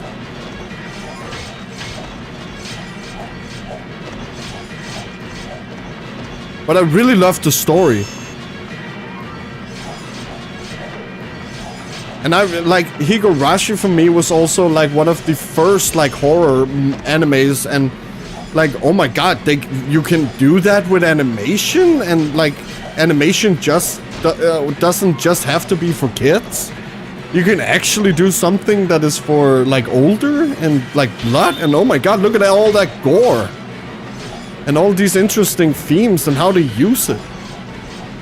Like that was probably the first time I was Like, I saw that. Like, I still listen to the Higurashi intro to this day. My favorite thing about Silent Elf is the interview with, effectively grabbed the microphone and said, "Liv, please don't hurt yourself. You have suffered enough." You can tell he used to be a social worker. Yeah.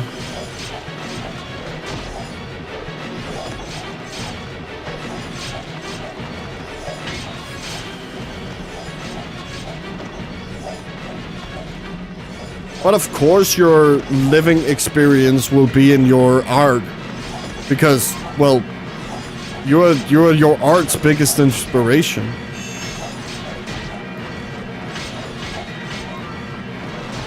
Especially for something like characters. Of course you're gonna put yourself in there. It's almost unavoidable.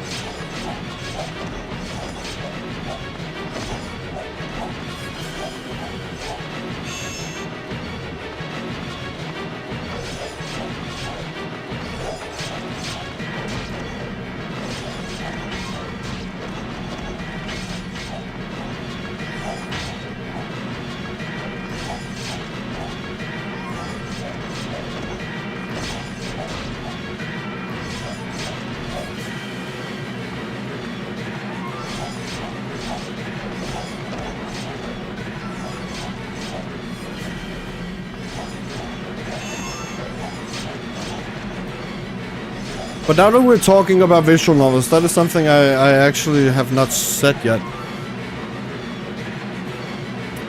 I like how, like, Type Moon is doing their visual novels now, where you have, like animated things to it, and, like, it's not just walls of text anymore. There's actually so much more to visual novels in this day, which is so cool. Like, I saw the Witch of the Holy Moon, I think it's called, visual novel, the remake. God damn, it looks sick. Like, oh my god, they can do fight scenes now, and like cool animation, and they have intros, and oh my fucking god, like, it's like visual novels have really evolved to, like, not just you reading a wall of text.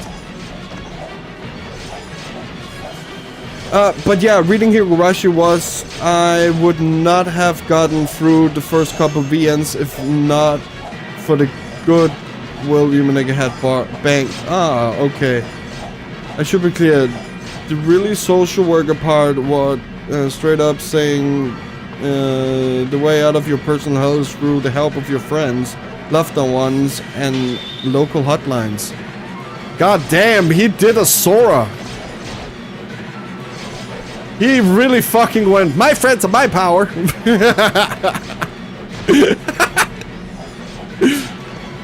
But I agree. Yeah, I need to read more Ryokishi. But all Higurashi and Yumeneko is on Steam, right? Because I was thinking about, like, at some point doing like a visual novel theme stream thing, like a marathon kind of, like we're doing with this. That would be fucking sick. Where we go like through like good visual novels, like Skate or Chaos Head, maybe the new one Noah. I am Kaim. Die, die,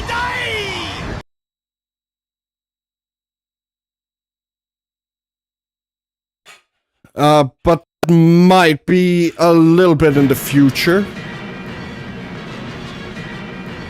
But then again, I did not expect to die tomorrow, so we'll probably get to it.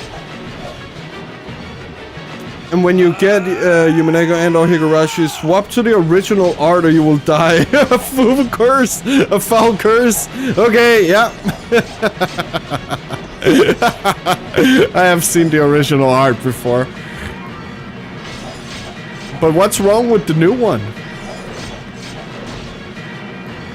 Is it something the fanbase is a little bit oof about?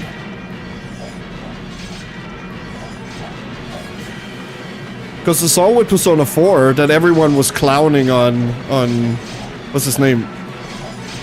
Yosuke for having no chin.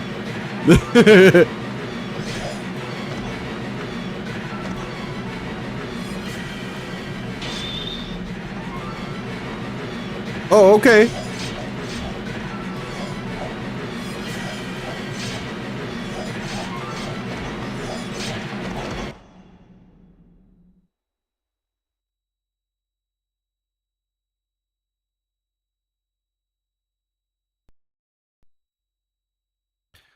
Let's see here.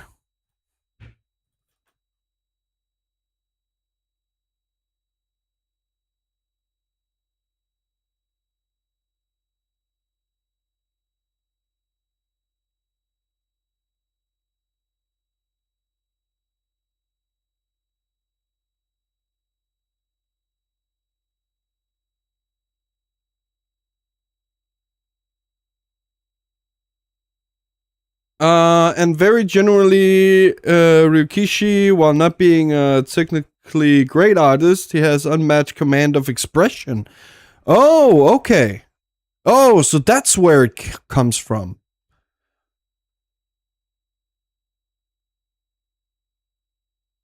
But yeah, I can kind of see what you mean. When looking at this, for example, I'll see if I can get it on screen so you guys can see too. But yeah, you can kind of see like the very cutesy, and then it becomes more standardized. He may not have known how to draw fingers at all for Higurashi, but he can draw a face twisting in emotional agony or sneering with fierce, insistent cruelty like nobody else. Oh shit. Yeah, that's pretty sick. But yeah, it's more expressive. Yeah, you're right. Yeah, compared to this. And this. Especially this. Holy shit. Why is her hair color change?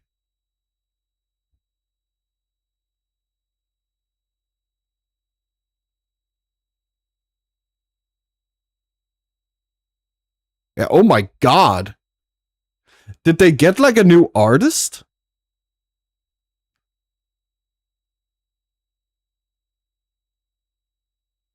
Or did it just become better? Oh shit.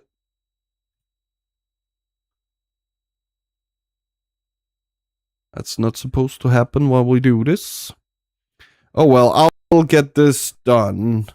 The new art button in Yumeneko exists to immediately make the game funnier and uglier. Oh wow. Empire rats, you shall feed the ravens.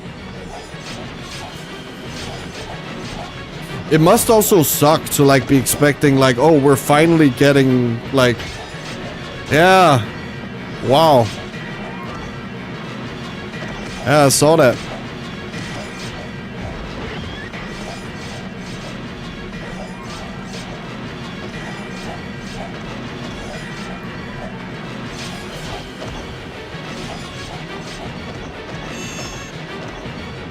But that was apparently also a thing with the new Fate remaster that came out in like 2024, where it had kinda, because of a development error, it randomized the sprites and like drawings and stuff, so backgrounds would not be right, and like some of the text would be weird, like random, and like it would mix characters and backgrounds and stuff. It was weird. Your sister, I mean her ladyship, the goddess. But yeah, not like that, where it like literally makes the art worse. More generic. I would maybe not worse, but generic. It's not often you see that.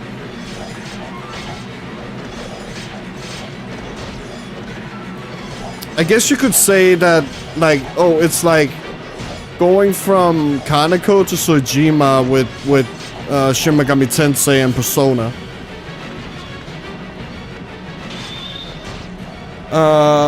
Mion is not a normal anime girl. She, yeah, I've seen the show. She's fucking crazy.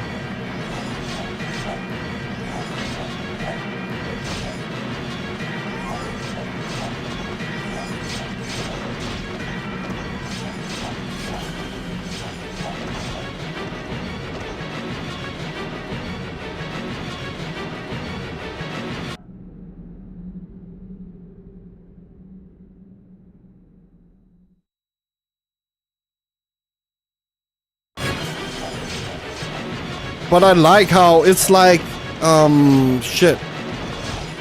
What is that fucking anime?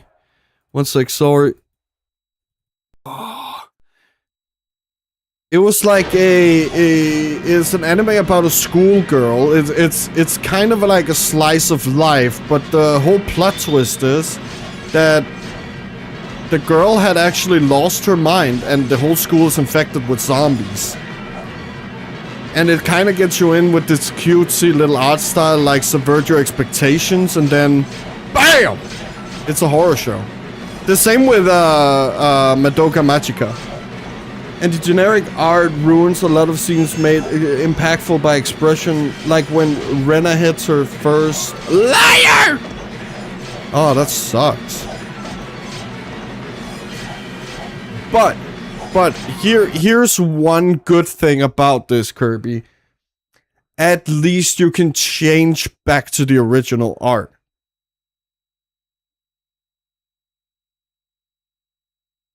Without, like, the use of mods.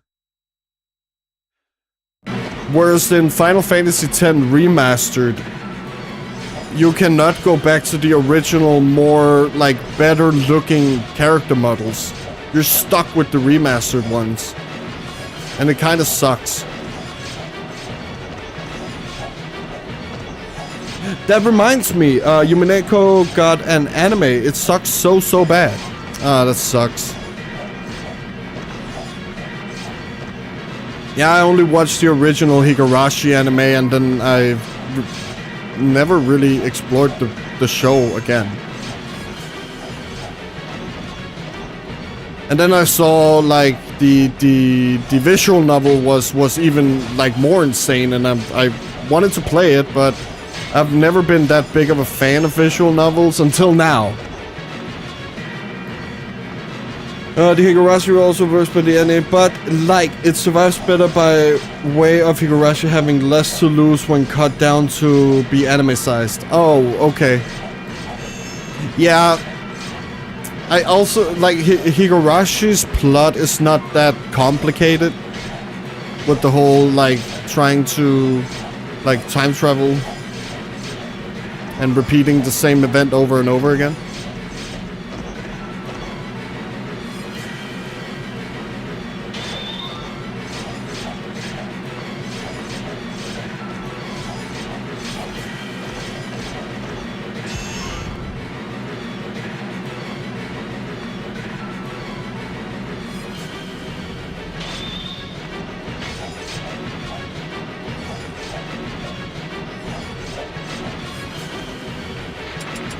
Okay, that should be at least almost level 2. Or level 3. Now we just need this. For reference, the first episode of Higurashi anime covers the entire first visual novel, which is approximately 10 hours long. What? Oh, that's crazy.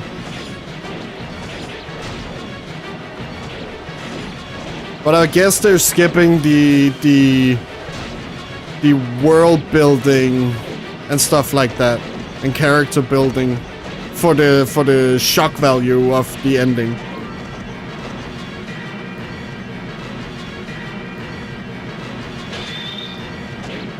And the first loop.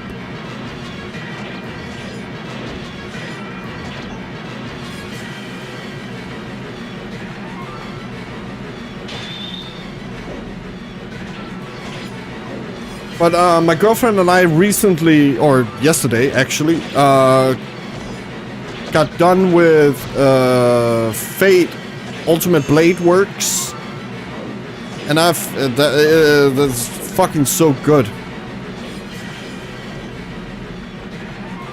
Meanwhile, Yumineko is much denser for good reason. No scene is wasted, and they tried to pull from the success of Higurashi, which meant changing the tone of certain elements. I think it's just like they need to do like Type Moon is doing and have like a animation studio they really can trust. Cause what I'm gathering from what Type Moon is doing is that Ufotable is really like, they really want to honor the series.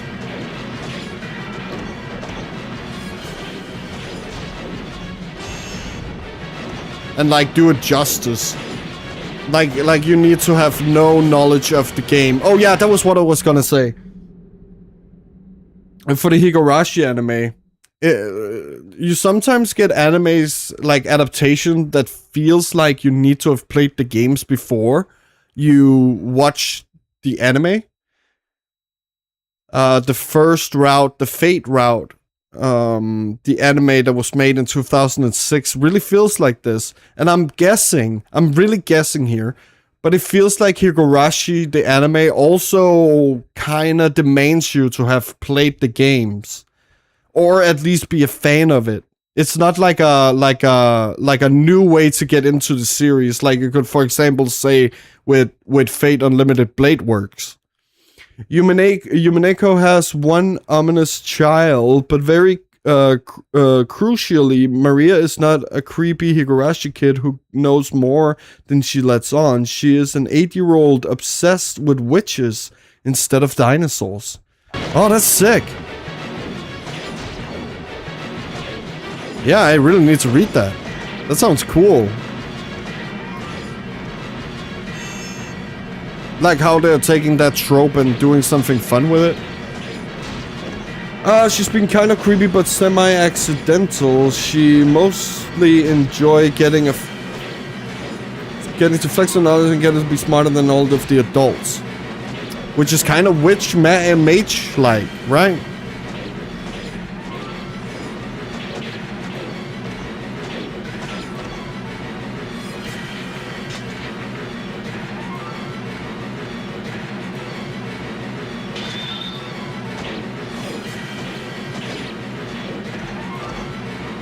So I can see how you can get the reader confused about it. And be like, ah, whenever they find out the truth. Because they're subverting your expectations. And I feel like Rikishi is really good at doing that. Like, you never really know what you're gonna get. Unless you're a big fan of his.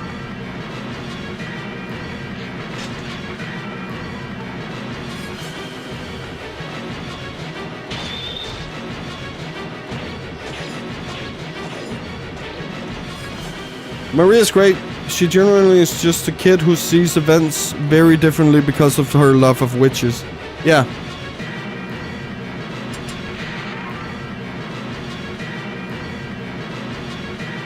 I think stuff like that is so sick.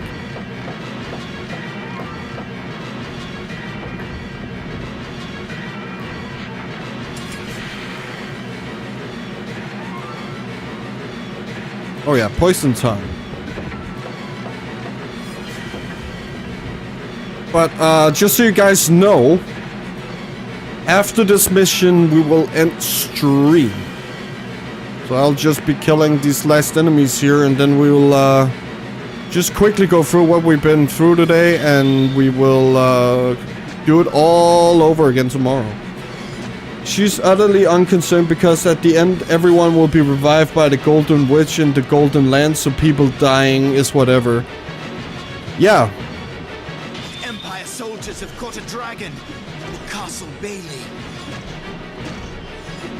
So I'm guessing it's because of her love of the witches that she knows what is going on.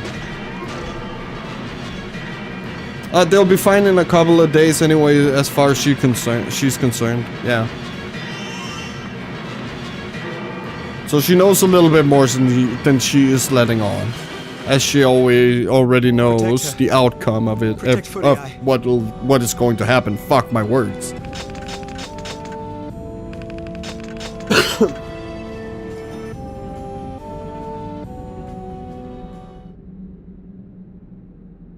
But yeah, Yumeneko sounds like such a cool universe.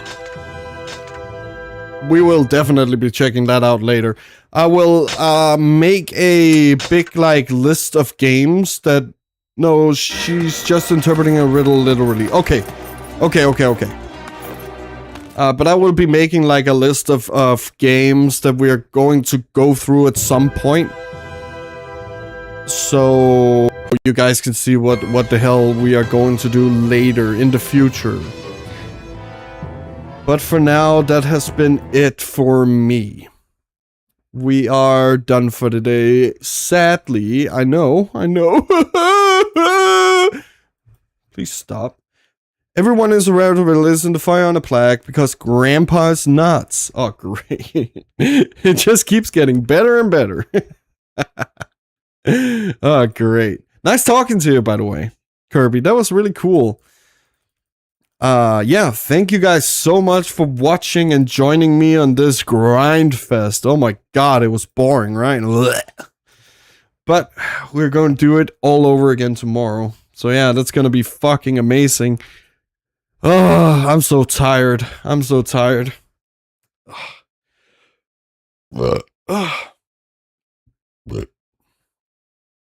So yeah.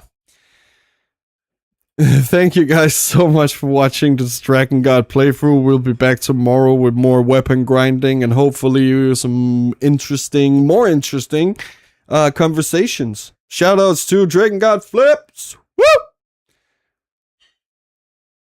And if you weren't told today, I just want to say you might need a shower. So yeah. See you tomorrow. Bye!